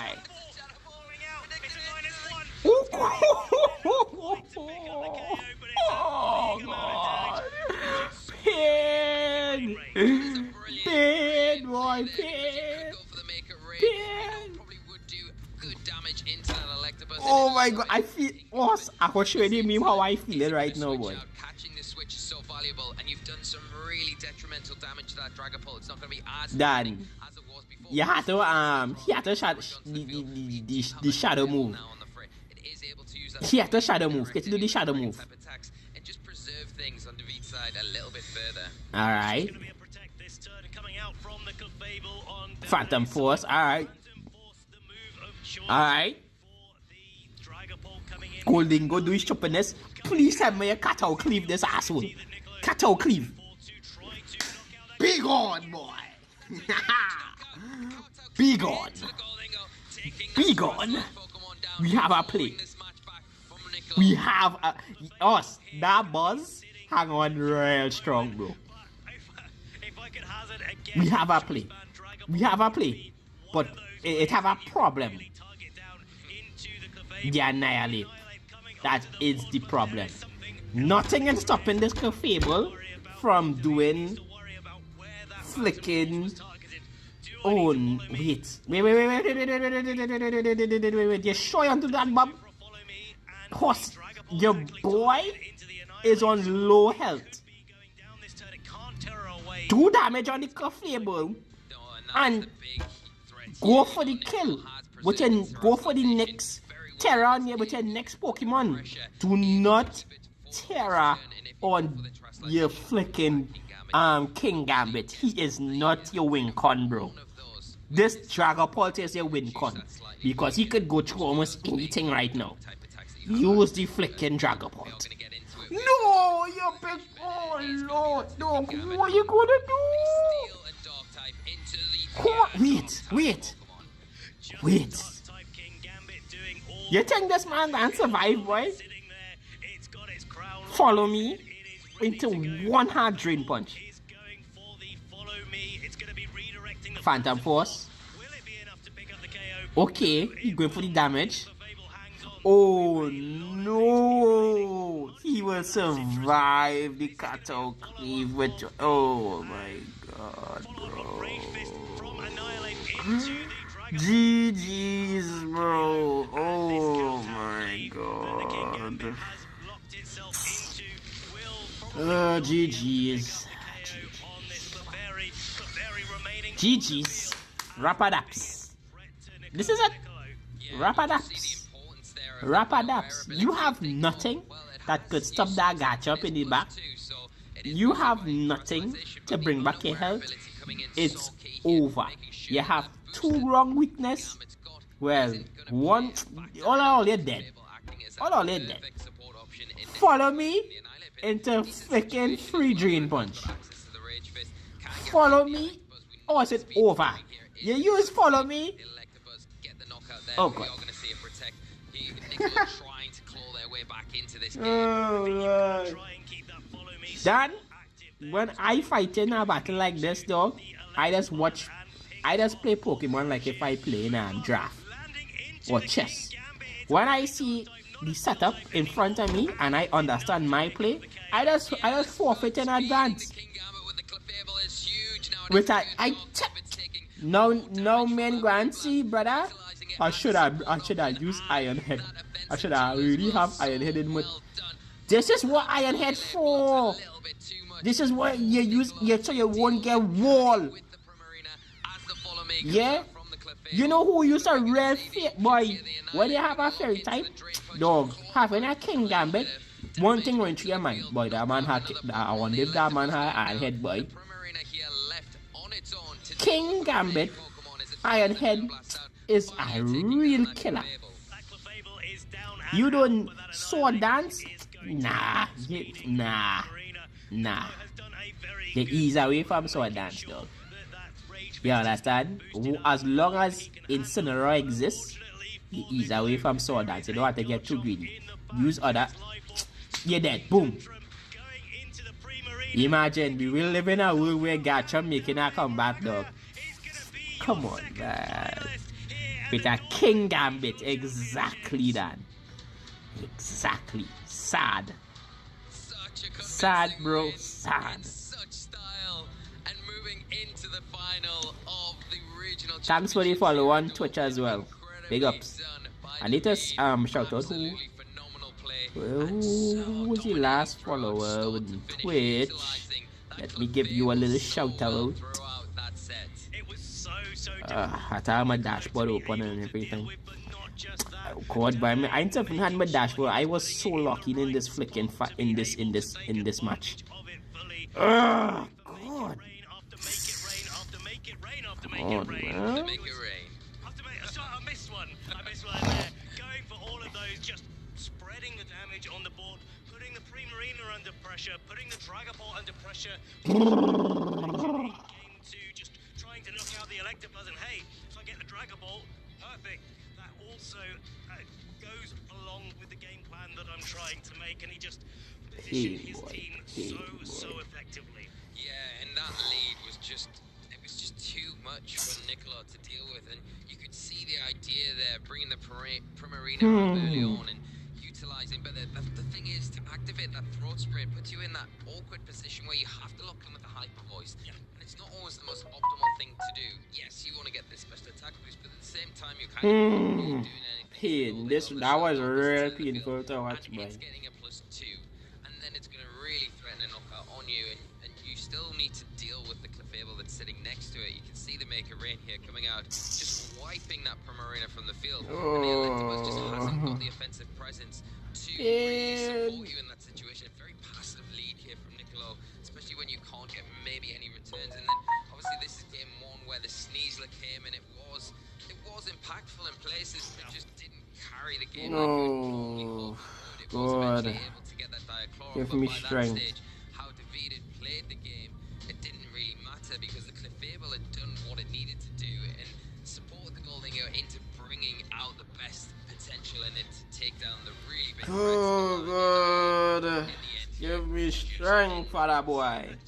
Absolutely, every game there, it was sitting nice and pretty with its Oh, getting the drain punch, getting the rage fists onto the board and picking up those key. I want to get wall back off. Not even the Clefairy back off. Yeah, well, no, brother. Nothing. No EV, like nothing. Final KO on the pre-Marina boost. It didn't even need the live warp at that stage. It came in game 3. It was able to sit there, put pressure onto the King Gambit that had gone for a sword stance, and then it's like, hey, well, oh god, give me strength. do anything else, or just switch back out to the Clefable, let the others deal with it, and come back in at the end and take all the glory for themselves. Pretty much, I was thinking the same thing. I'm like, yeah, it popped in, said hello, I'm here, and then Hey, Goku, Goku 3225, thank you for the follow on Twitch.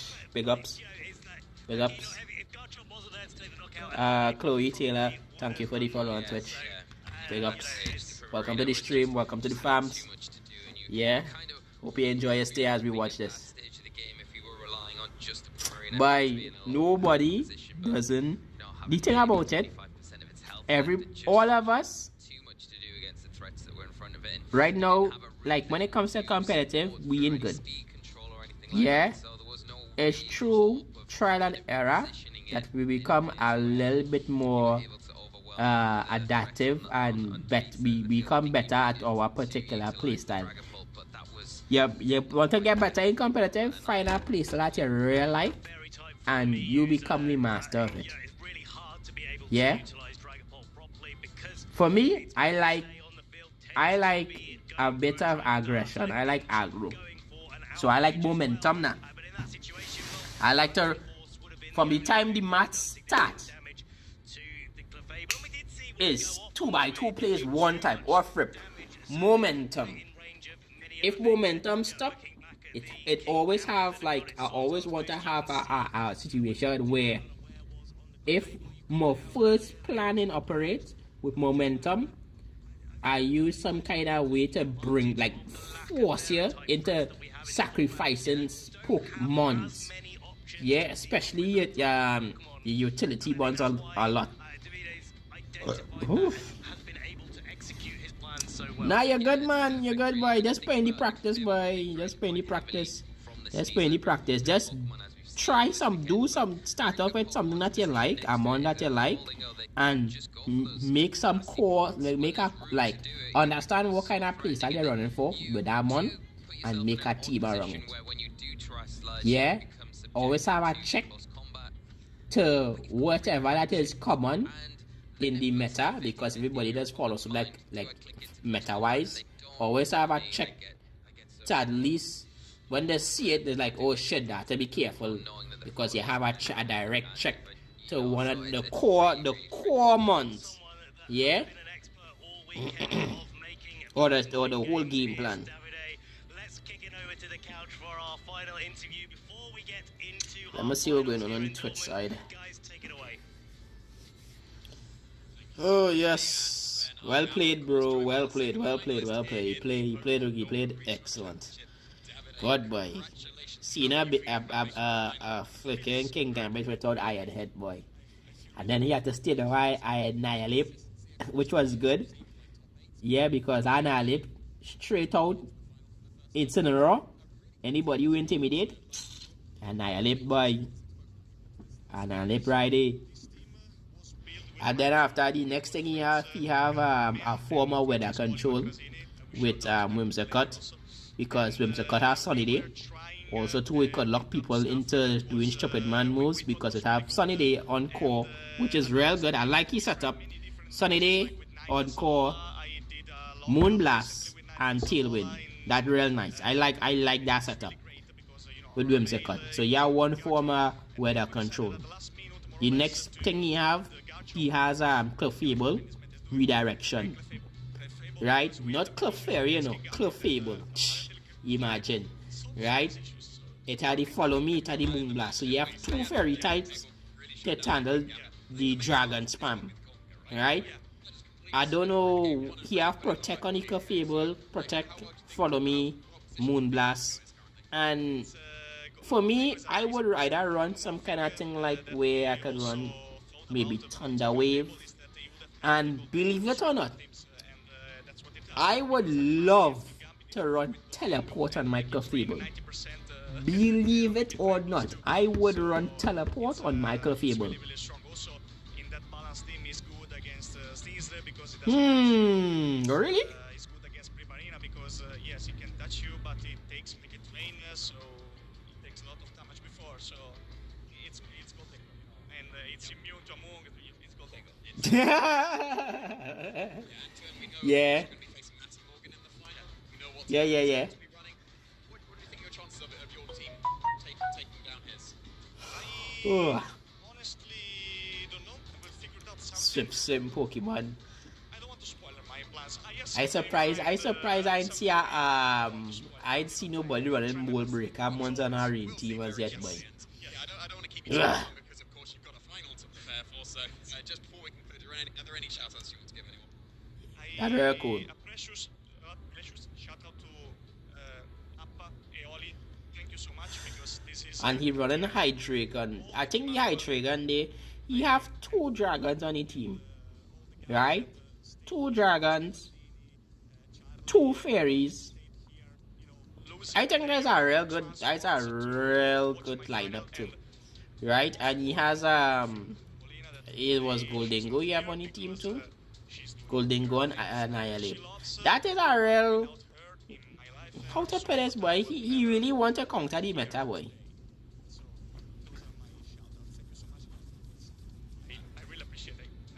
Boy, we have to run some battles, boy. Sketchy, boy. To run some battles. I looking. You think what does make me stay into competitive Pokemon too is when I used to have a rival, boy. Yeah. But one of the most powerful rivals is myself. I have to think about, like, I have to fight against myself, boy. Yeah.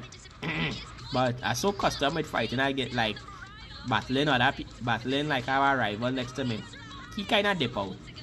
But that man was very strong, boy. That man, far boy, short boy. Oh boy. If you were still in this Pokemon, I know you'd have bad up real, man, eh? You'd have bad up real trainers, boy. That man analytical AF. That man does make impossible. This man doesn't make plays as you make it think, wait, what?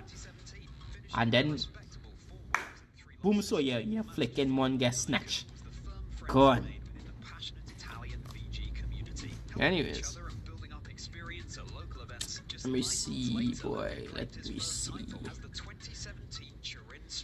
I want some Pokemon merch. I want Pokemon keychain. Right? When it comes to the plushies, I want a Dialga plushie, a Lucario plushie. Must get a Arcanine plushie. Arcanine is my dog, right? We getting I say I like Matarakion, and I want to get Bishop and King Gambitos. All the Bishop line, all the Pinewood line, right? And from Black 2, I love Braviary Horse. Braviary Horse my goat. Always had that bird flying around, boy. That bird was one of my favorite. Right? Volcarona for sure. Volcarona. Who else? Zekrom, and who was the opposite of Zekrom? But I actually spent 2 years. Fun story. Once this thing did get unleashed, it was in, I think it was the Omega Ruby Alpha Sapphire. It had the end game where you could fly on the Latios or Latias and go through these kind of portals for the legendary Pokemon that take again the past now, right? So from that, they did mention that, oh no, from this point forward you could get Zekrom, and what was the next one? What was the next? Where's Zekrom? Where's Zekrom other half? The white dragon. What was Zekrom other half? I forget the name of Zekrom other half, boy. Oh God, boy, I forget, boy. Reshiram, yes. Yeah. Right? Dan, I spent 2 years in a cave in Pokemon Alpha Sapphire, no, Alpha Omega Ruby, shiny hunting that, and I got him. 2 years, 2 years. Spend months. Every time I come from work, I spend 3 hours per day on this game trying to shiny resetting us on my off time. You understand? If I record that on Twitch, then yeah, eating some fruits. Yeah, a lot of apples was eaten. A lot of watermelon was eaten. Grape, cherry, mango, banana, nuts. Yeah, grounded nuts. And what I was eating by yeah, right? It's until I think it was somewhere in the night time or the afternoon time, but I was just resetting. And when I do that final reset and I see the shiny, I was like, oh, I saw that as one of my highlight on my Google Docs. I had the date and everything. I had to go and find it. I will post up in the Discord. I had to go and find it. I get that, and boy, I was real happy. And again, modest nature, by the way, because I was shiny hunting with a flicking Kadabra. I was shiny hunting with a Kadabra. Modest nature, boy. When it comes so boom, I said to my partner, and he went and cloned that. He went and cloned that one time now, boy. Yeah, so I still have that up to this date, the original, in my Pokemon bank. I love that man. I love Reshiram and I love the story behind Reshiram and Zekrom. Both Pokemon of truth and ideals. I love that aspect us. Yeah, so them two favorite legendaries than top five favorite legendary. Top 1 will always be Mewtwo. You understand? Pokemon, the first movie. Come on, man. There be reason. Goat movie. Yeah. Who is my second favorite? My second favorite is Darkrai. Right? Darkrai, that movie was nice, and I like Darkrai vibes. Right? The third movie was The Legends of Arceus. It kinda is a toss up between is Giratina and Dialga horse. Jesus Lord, I have a problem in who will come third between them two horse. Right? I love both of them now, boy. I don't like Pelkia. Like a rock. Yeah. For fourth pick, I will have to go with let me see who legendary for fourth pick, boy. Who legendary I have for fourth pick? I don't know who come forward, but I know fifth is between Zekrom and basically Reshiram. Zekrom might come 6th. Or he might, I might place Reshiram. I might place Reshiram. Is that toss up? Well, yeah, boy. I have a Zekrom there, right? But I get it off from my partner. He went and go and shiny hunt Zekrom. Yeah. I get the Reshiram, he get the Zekrom, and I love Zekrom too. I love the design and I love the backstory. I just like the legendaries because of the backstory, you know, boy. And the next half is the design. Hey, it's this guy, Matt. So he had the Golden Gold, the real killer. He had the Sneasler, a next killer. This is a semi-trick room team. He can set up trick room. He have two fast ones. 2 months with medium speed, mediocre speed, and 2 slow months. Kind of balanced team. Horse. I think David Grant win by predictions. I think David's squad is a goon squad. I think David's squad is a goon squad. Right? How we... You see that Garchomp, boss? That Garchomp will have a part to play in this. The Garchomp, the Golingo, the... I don't know if he might use Hydreigon though. I don't know, but Hydreigon is a play because it directly threatens Golingo.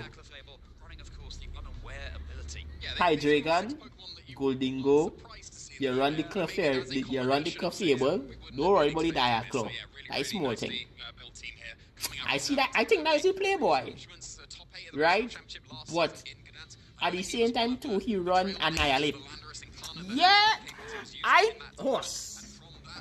David team looking wet. It's how he go play though. I think Matty realized that the big threat, one of the win con, one of the players that he have on his team, he has the Sneasler, he has the Primarina, but he has to position the Primarina right. And where else he have? I need to go back. Thank God we're on YouTube. Thank God we're on YouTube. Regional championships, but not just reign of the Primarina position. That's why I love YouTube for this. You could just rewind back. Let me.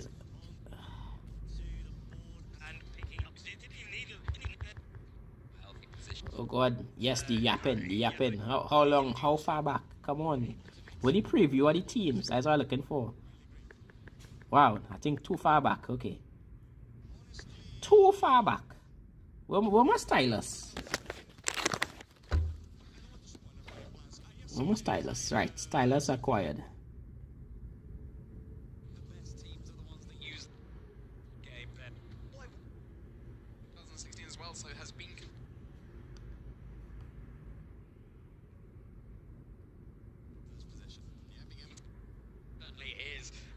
Trainers are thinking carefully about the Pokemon that they will need to shit. Improve on them. Alright, that's his team, okay. You want to see Matty team? I want to see Matty team. Right. So no, you fool.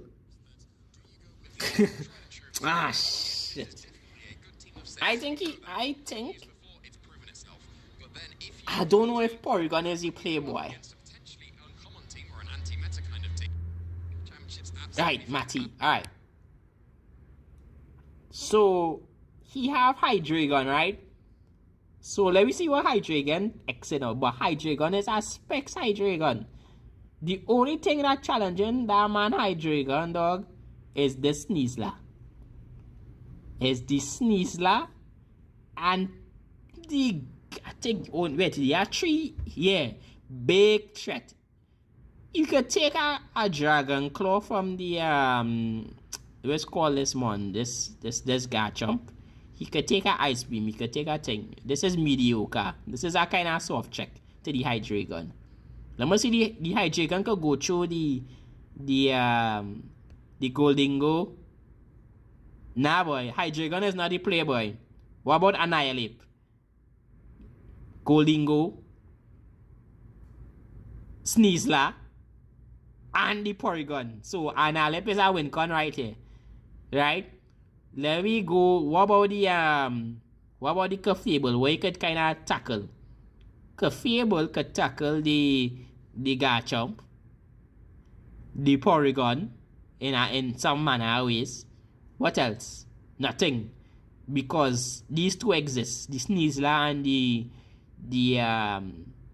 Goldingo. And also too, we have a problem with the Amoonguss. So Amoonguss is one that he plays he have to make. right? It's like it's why breaking down the teams already, right? So let me see about what he have well, the other guy have a gotcha on the team, so the other gotcha could target all these 3 months already, which is the Kolingo, the Sneasler, and the Incineroar. Huh? Yeah, Monkey is the play, boy. Monkey is the play. Monkey and possibly like Monkey, Cafable, maybe Whimsicott. Maybe Whimsicott. I'm not too sure. Because they're going to have a scare off with that with both the Goldingos.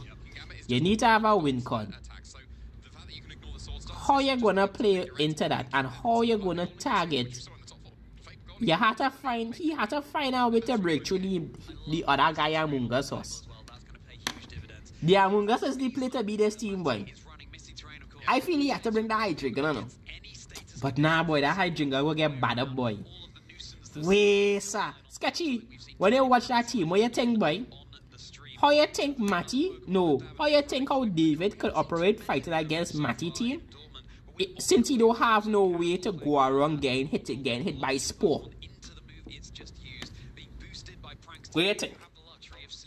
How you think he should tackle this lineup? So it's certainly an even better move to use in an endgame scenario when perhaps your opponent's down to their final 2. Yeah, it did have the option to have beat up available on the Whimsicott and paired up with an Annihilate, but no, sacrificing the beat up for some other technos like you mentioned on court, very disruptive. Sunny Day would have been for the rain matchups that we have been seeing very consistently, being able to disrupt the Archaladons from going for electro shots. So no space for beat up on this one, but the Annihilate also seen in that top 4 match. Also for my viewers on Twitch, Coco, I see you vibing. Yeah, let me know. What do you think? How are you? At least it's going to be the Terra ground version, so if you do go for the Terastallization, you'll be able to threaten the Annihilate with some pretty good damage. Yeah, I'm not seeing an obvious winner here just based on the teams. Like, This matchup real rough for us. That Among Us is the play for on the other guy end. The Among Us into the... Because he had no intimidate. Matty flicking where's called this one by the Sneasler could run rampant, right? But he have to be where you annihilate. I know it was. I know, brother. I know. Where are you looking? I know, of course. Trick room. Right? You're going to Spore. Right? Oh no! Oh no! Wait! Oh yes! Oh wait! Oh no! Oh no! Terragrong, bro! Terragrong, bro! It's wearing its seismic layers cap and ready to deal out some super effective Terra Blast damage into potentially the just. Yeah. Annihilate bolstering its attack and defense with Masterclass play, bro. Alright. No for sure horse. Guarantee spawn the Annihilate. Wait. Yeah, Terra horse. This man Matty is a god, bro. That man have Terra ground. Horse, this man see the play and not getting cocked by a Goldingo horse. Yeah. Terra ground into the Goldingo. Easy. Hold on. If I was this other fella, brother, then Terra your Goldingo horse.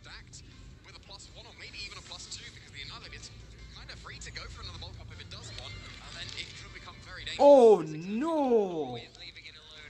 Masterclass horse. Masterclass horse. Goldingo versus Goldingo. Make it rain, okay. But that cat killer, that cat horse, take killer Porygon too. You need to knock off that Drain Punch. What are you gonna do? Nothing. Nothing, boy. GG. Protect that golden goal. No? Terra water. Terra water, brother. Terra water, you annihilate one time. Don't play. Don't play. You get his annihilate is the win condition. But wait now. DD annihilate carrying safety goggles, bro. Wee, yo, that's a big horse. That's a big play because it can't get spore. Done.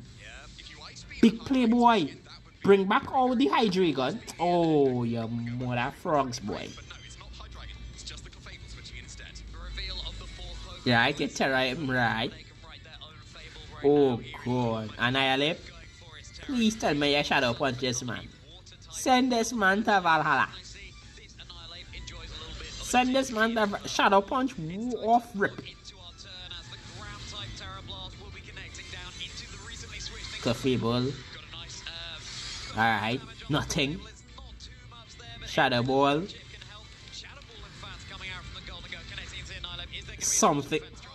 That's the worst thing you could do.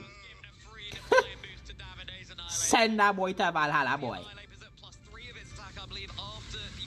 What ups?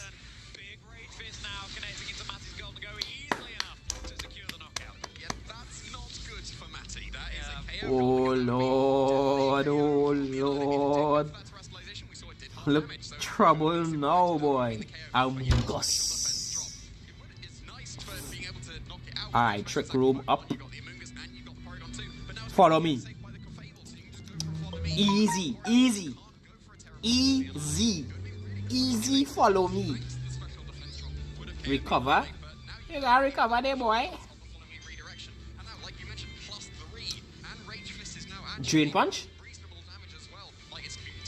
Drain punch. I say a rage fist, you know. I see no switchings for that man rage fist. Rage fist, brother. Rage fist. Send that boy home.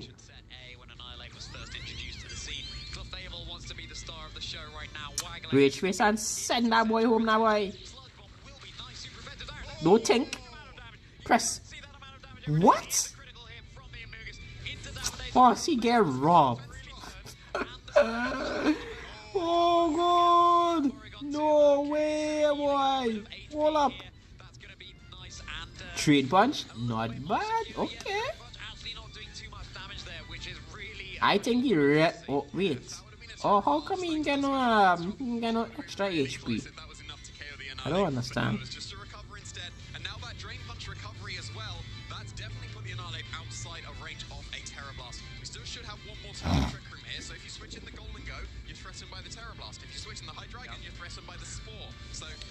Alright. So you're forced to... You can't spore both of them. Oh yes! Since the ape have the goggles, he cannot use rage powder. Done. This is a wrap. This looking like a wrap horse. But he had to use Terra. He had to use the Terra ground on the Annihilate. Because his special defense dropped.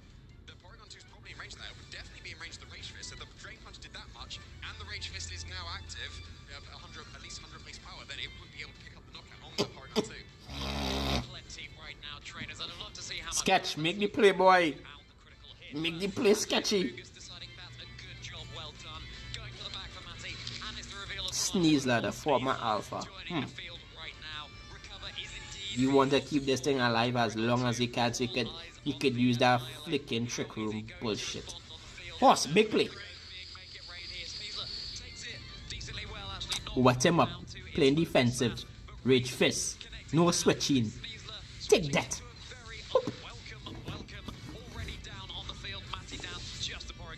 See? Flicking annihilate, boy. I tell you.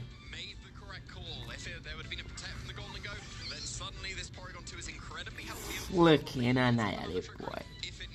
Free win. You can't do nothing. Drain punch into the Porygon too. Dog, this ape, dog, this ape, that's what I say. The ape is he win con.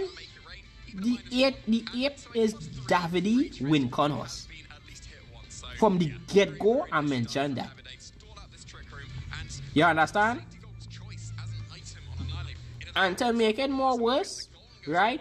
The ape holding goggles. So that rage powder ain't doing shit. So right now, he has to find a countermeasure. He like so Among Us off at the table.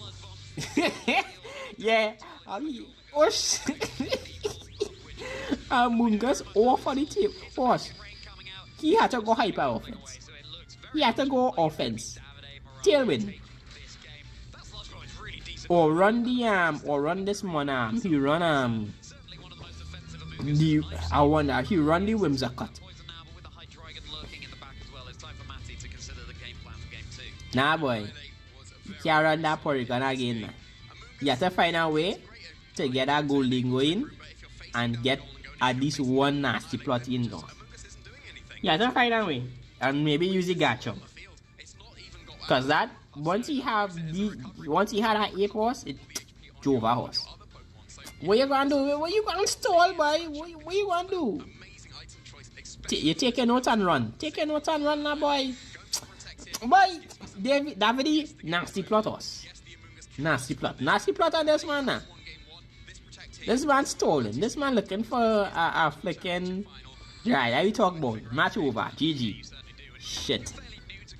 Stolen when you know you done already lost, dog. But yes, I mean, he's stolen for information, eh? So yeah. What you gonna do? Press our next protect. Stolen for time. He thinking about his next play. Yeah, think about it. Stall as much as you want. Everybody know you have to just press run, bro. Everybody know. Even the judge know. You still stall for too long. So it's time and money on the live right now. Time and money. Even Davide know that this guy is stalling us and he thinking because he had to think about the countermeasure. If both he have two ways to counteract Spore, which is with the Golden Go and the ape, right? So now he had to find a way where he can't allow this ape to set up on him whatsoever. Yeah, big story, boy. Big story, man, boy. Big story, boy. Oh, that boy. Oh, God.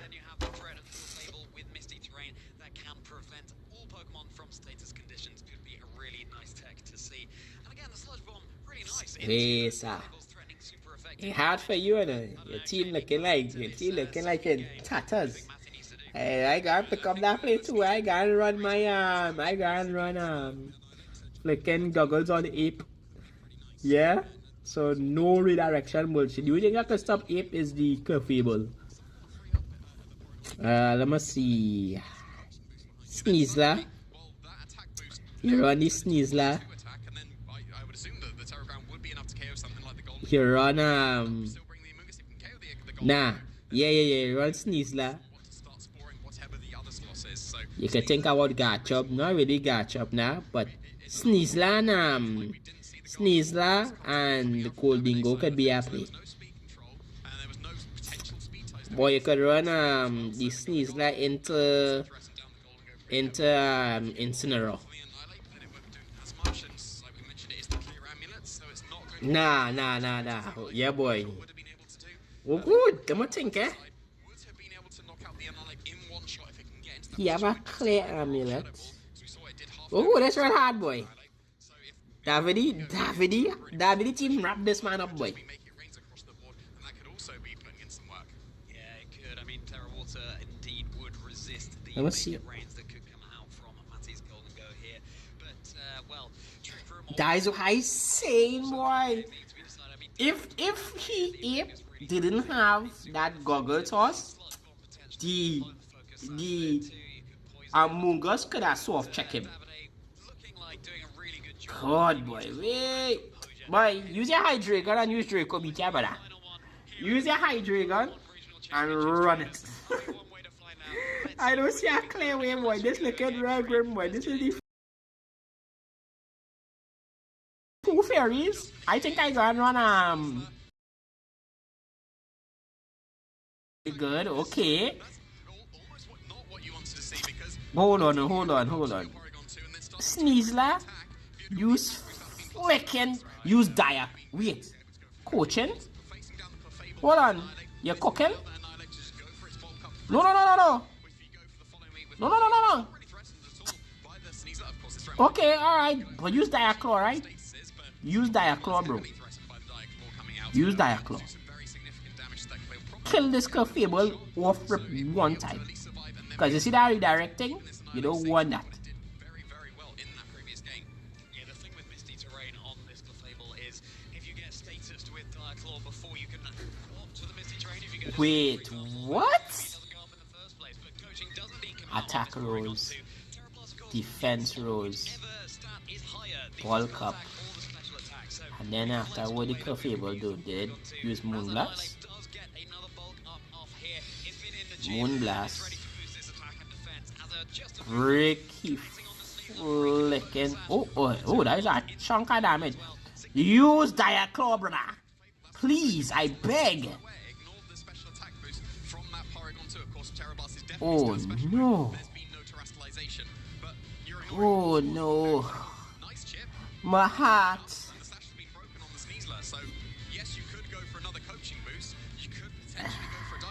Use Dire Claw. Dire Claw! Dire Claw! Oh no. Oh no. Protect. Protect. Trick room. Right. Well done. Oh, you big man. Wrong target. Oh Lord. Somebody save me. That's what I'm saying, boy. But the problem is, you can't run Draco Meteor without taking out that Curfable off repulse.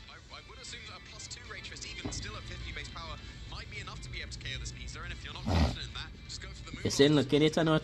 Palos, you're hot. Hey, brother.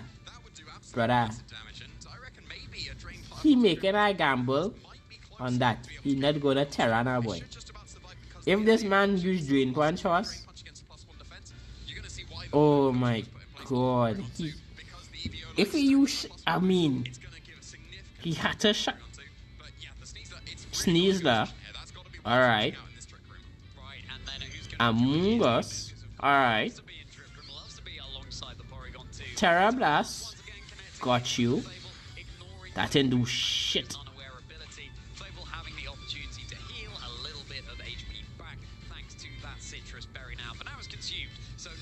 Moonblast. Right. Rage Fist. Dead. Oh, survive? Good. Sludge Bomb. Let me go. GG. Sludge Bomb. Sludge Bomb, boy. You Sludge Bomb. You can do.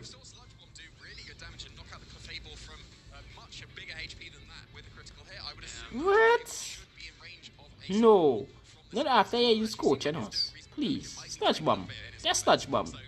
You need to go offensive here. Yeah, it could actually take one. Oh, brother. Sludge Bomb the flicking annihilate now, boy. Sludge Bomb the annihilate. In case this stupid man, the Curfable use follow me, it go just automatically put the man on a timer, boy. If you get this annihilate poison, it's good for you. Sludge Bomb the flicking annihilate. Yeah, for sure, but this annihilate, just the safety goal was coming into play here again. Yes!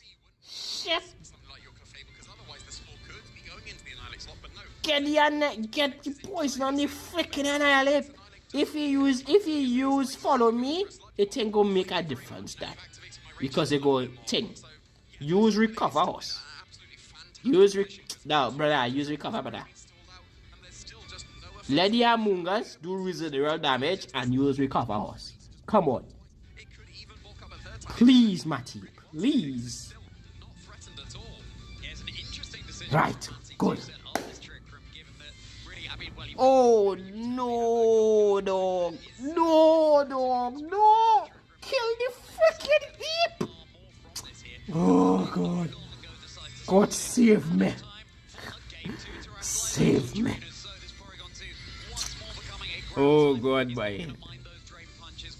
Oh, God, boy. I never see so much. This is... Yo, come on. The ape is in front of you. What the frick you doing? Kill the ape. Train punch. Okay. Use sludge bomb. You big bozo. Use sludge bomb. No. Do not. Oh no, don't do it. Don't do it, bro. Bro, don't do it. Just recover. Bro, Terra to dodge get hit with drain punch. Super effective from the ape. Right. So he in a position where use the Terra. Oh, shit me up. Nice idea, dog. I don't know what he doing here, boy. Nothing is stopping the other fella from using protect. Into Terra Blast. Into Drain Punch. Yep. Alright. Okay. Not bad. You live our next turn, but for how long? Coaching. Use our next horse. Use next. Oh, yes. Dire Claw. I know freaking need this man use Dire Claw, boy. Press recover horse. Trick room. Ah. Nah, boy. Nah. Terra Steel. Golden Go. Into Make It Rain. GG. No re. Hold on. Sleep. Nothing, boy. Horse. Oh no, Dan. Oh no. Oh no. Oh no. No. Oh Lord, Father boy, my chest boy. Yes, boy. The man can't touch the ape. You cannot man up the ape. This man gonna hit him a royal flush. GG, bro. GG, bro. You us. Oh my god. Fresh run, bro. And I have no way you guys survive this ape horse. This ape watching you with a whole AK. And it's like you have like this a bulletproof vest. You're gone, you're dead. Pack your losses, shake the man hand. Yeah, I'm telling you. Hold on. Terra Steel or Terra the Ape? Pause, that is an insult to injury. Terra the Ape. Oh, Jover. It's Jover. It's Jover.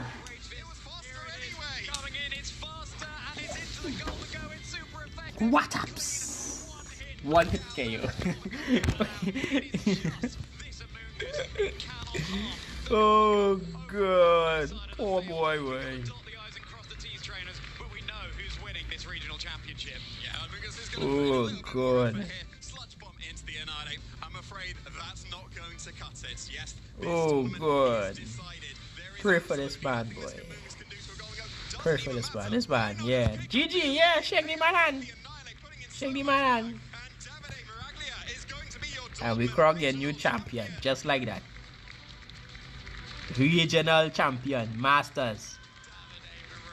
Is on the map, Pokemon trainers, the first major level win that Just like that. able to achieve, and against a trainer with such standing behind them as well in Matty Morgan. So many fantastic finishes and previous regional wins. Could not be more thrilled for Davide here. Just goes to show there is a first time for everyone to claim that victory. And with a team we haven't really seen as much of an archetype so far this weekend. So Davide, you said it before, Jamie, influencing the metagame with that Landorus Incarnate all the way back in Gdansk, and now potentially doing so again with this Whimsicott Hydreigon, really unique build. Yeah, with an archetype that we did not expect here. Yeah. And we've been having this debate across the entire tournament. We've been seeing loads of archetypes pick up.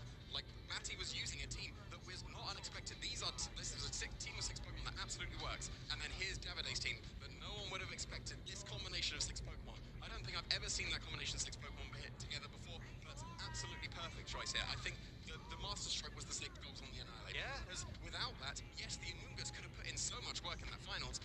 But because of that 6 goals, that Amoonguss was just a wasted slot, and it was almost like it was just a 3v4. Yeah, it's true. I mean, the Amoonguss, as we were saying, cannot touch that Golden Go. It only has a poison type move. And I mean, guys, Matty to bring the Amoonguss in the first guys, that was a roller coaster, boy. I love seeing teams like that. The champion had a mix a lot of. His team was amazing, boy. It have things that you need to check almost a majority of months. Wow. Wow. Warframe. I want to do like a Warframe stream next. Sheesh, sketchy boy. We was in for a ride, boy. So you know, if you run an ape in your team, boy, just in case, run an ape in your team with safety goggles, just in case. And actually, ape is a nice check to Sneasler. Yeah, because Sneasler can't use close combat. It forced to use Diaclaw on you. Forced to use Diaclaw, which is not effective, and you could just run a easy shadow punch in it. So ape is the way, boy. Ape is the way. God. Yeah, that was a fantastic showing. We start from Abungus, you were strong. Yeah. So what gonna do, boy? Oh Lord. Hey, let me just do one thing.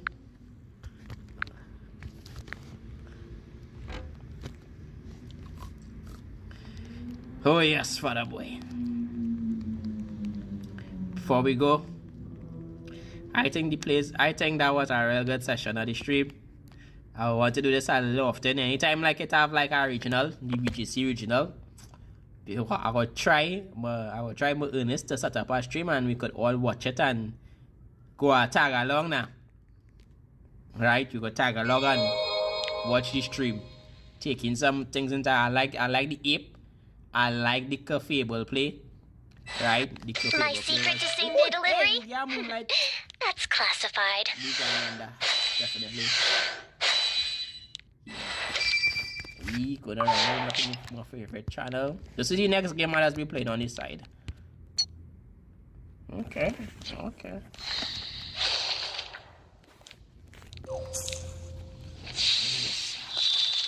Nope, nothing. I don't have no. Impressive. However, you'll need to work harder than that.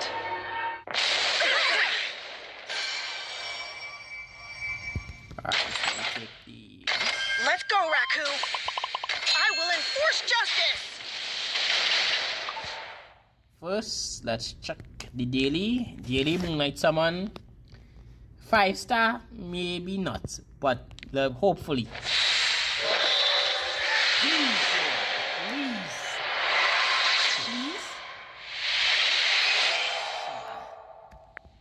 Nothing.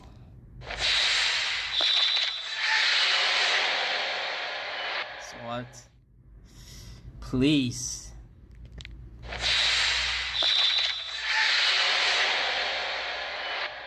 Whew.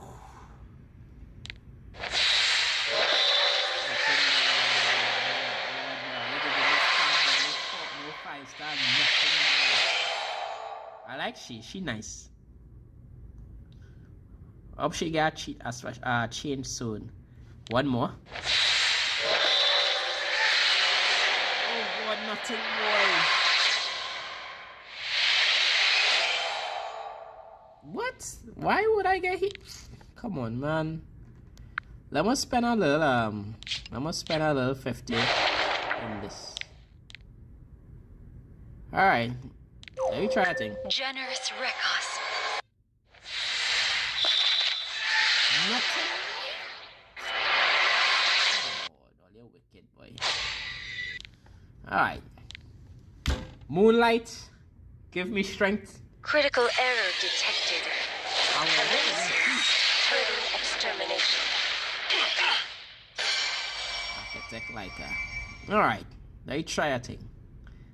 Utter disgrace. You belong in the dirt.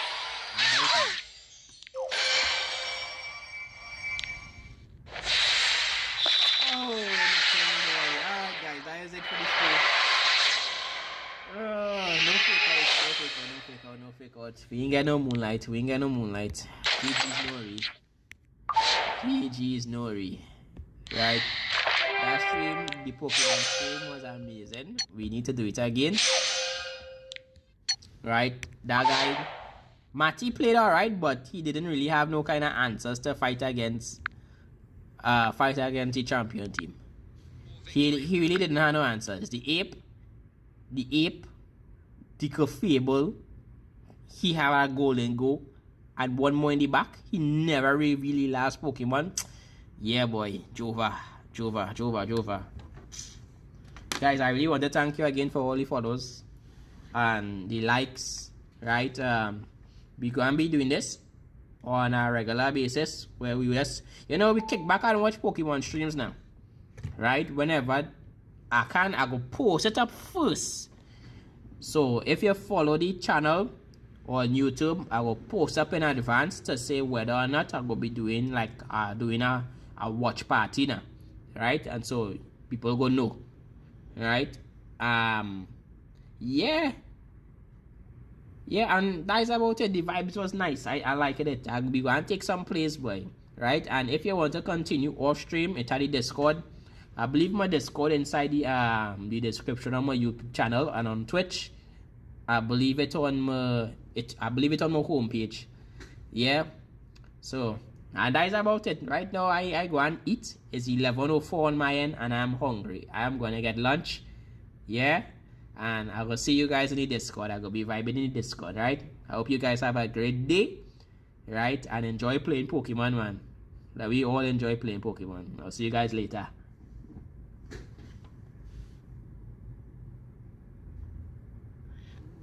The only thing that could stop Rage Face is a normal type. That is all. Yeah, but at the same time, Ape is such a good typing with Ghost and Fighting type that okay, bring a normal, you'll get a Fighting type move. You turn into a Ghost type, you get Rage Fist. Perfect. He's great. He's great in this format. He's excellent. Alright, Sketch. I'll catch you later. Yeah, thanks for stopping by. And be sure to put the notification bell when you see the next live go happen, boy. And we go vibe. Yeah, man.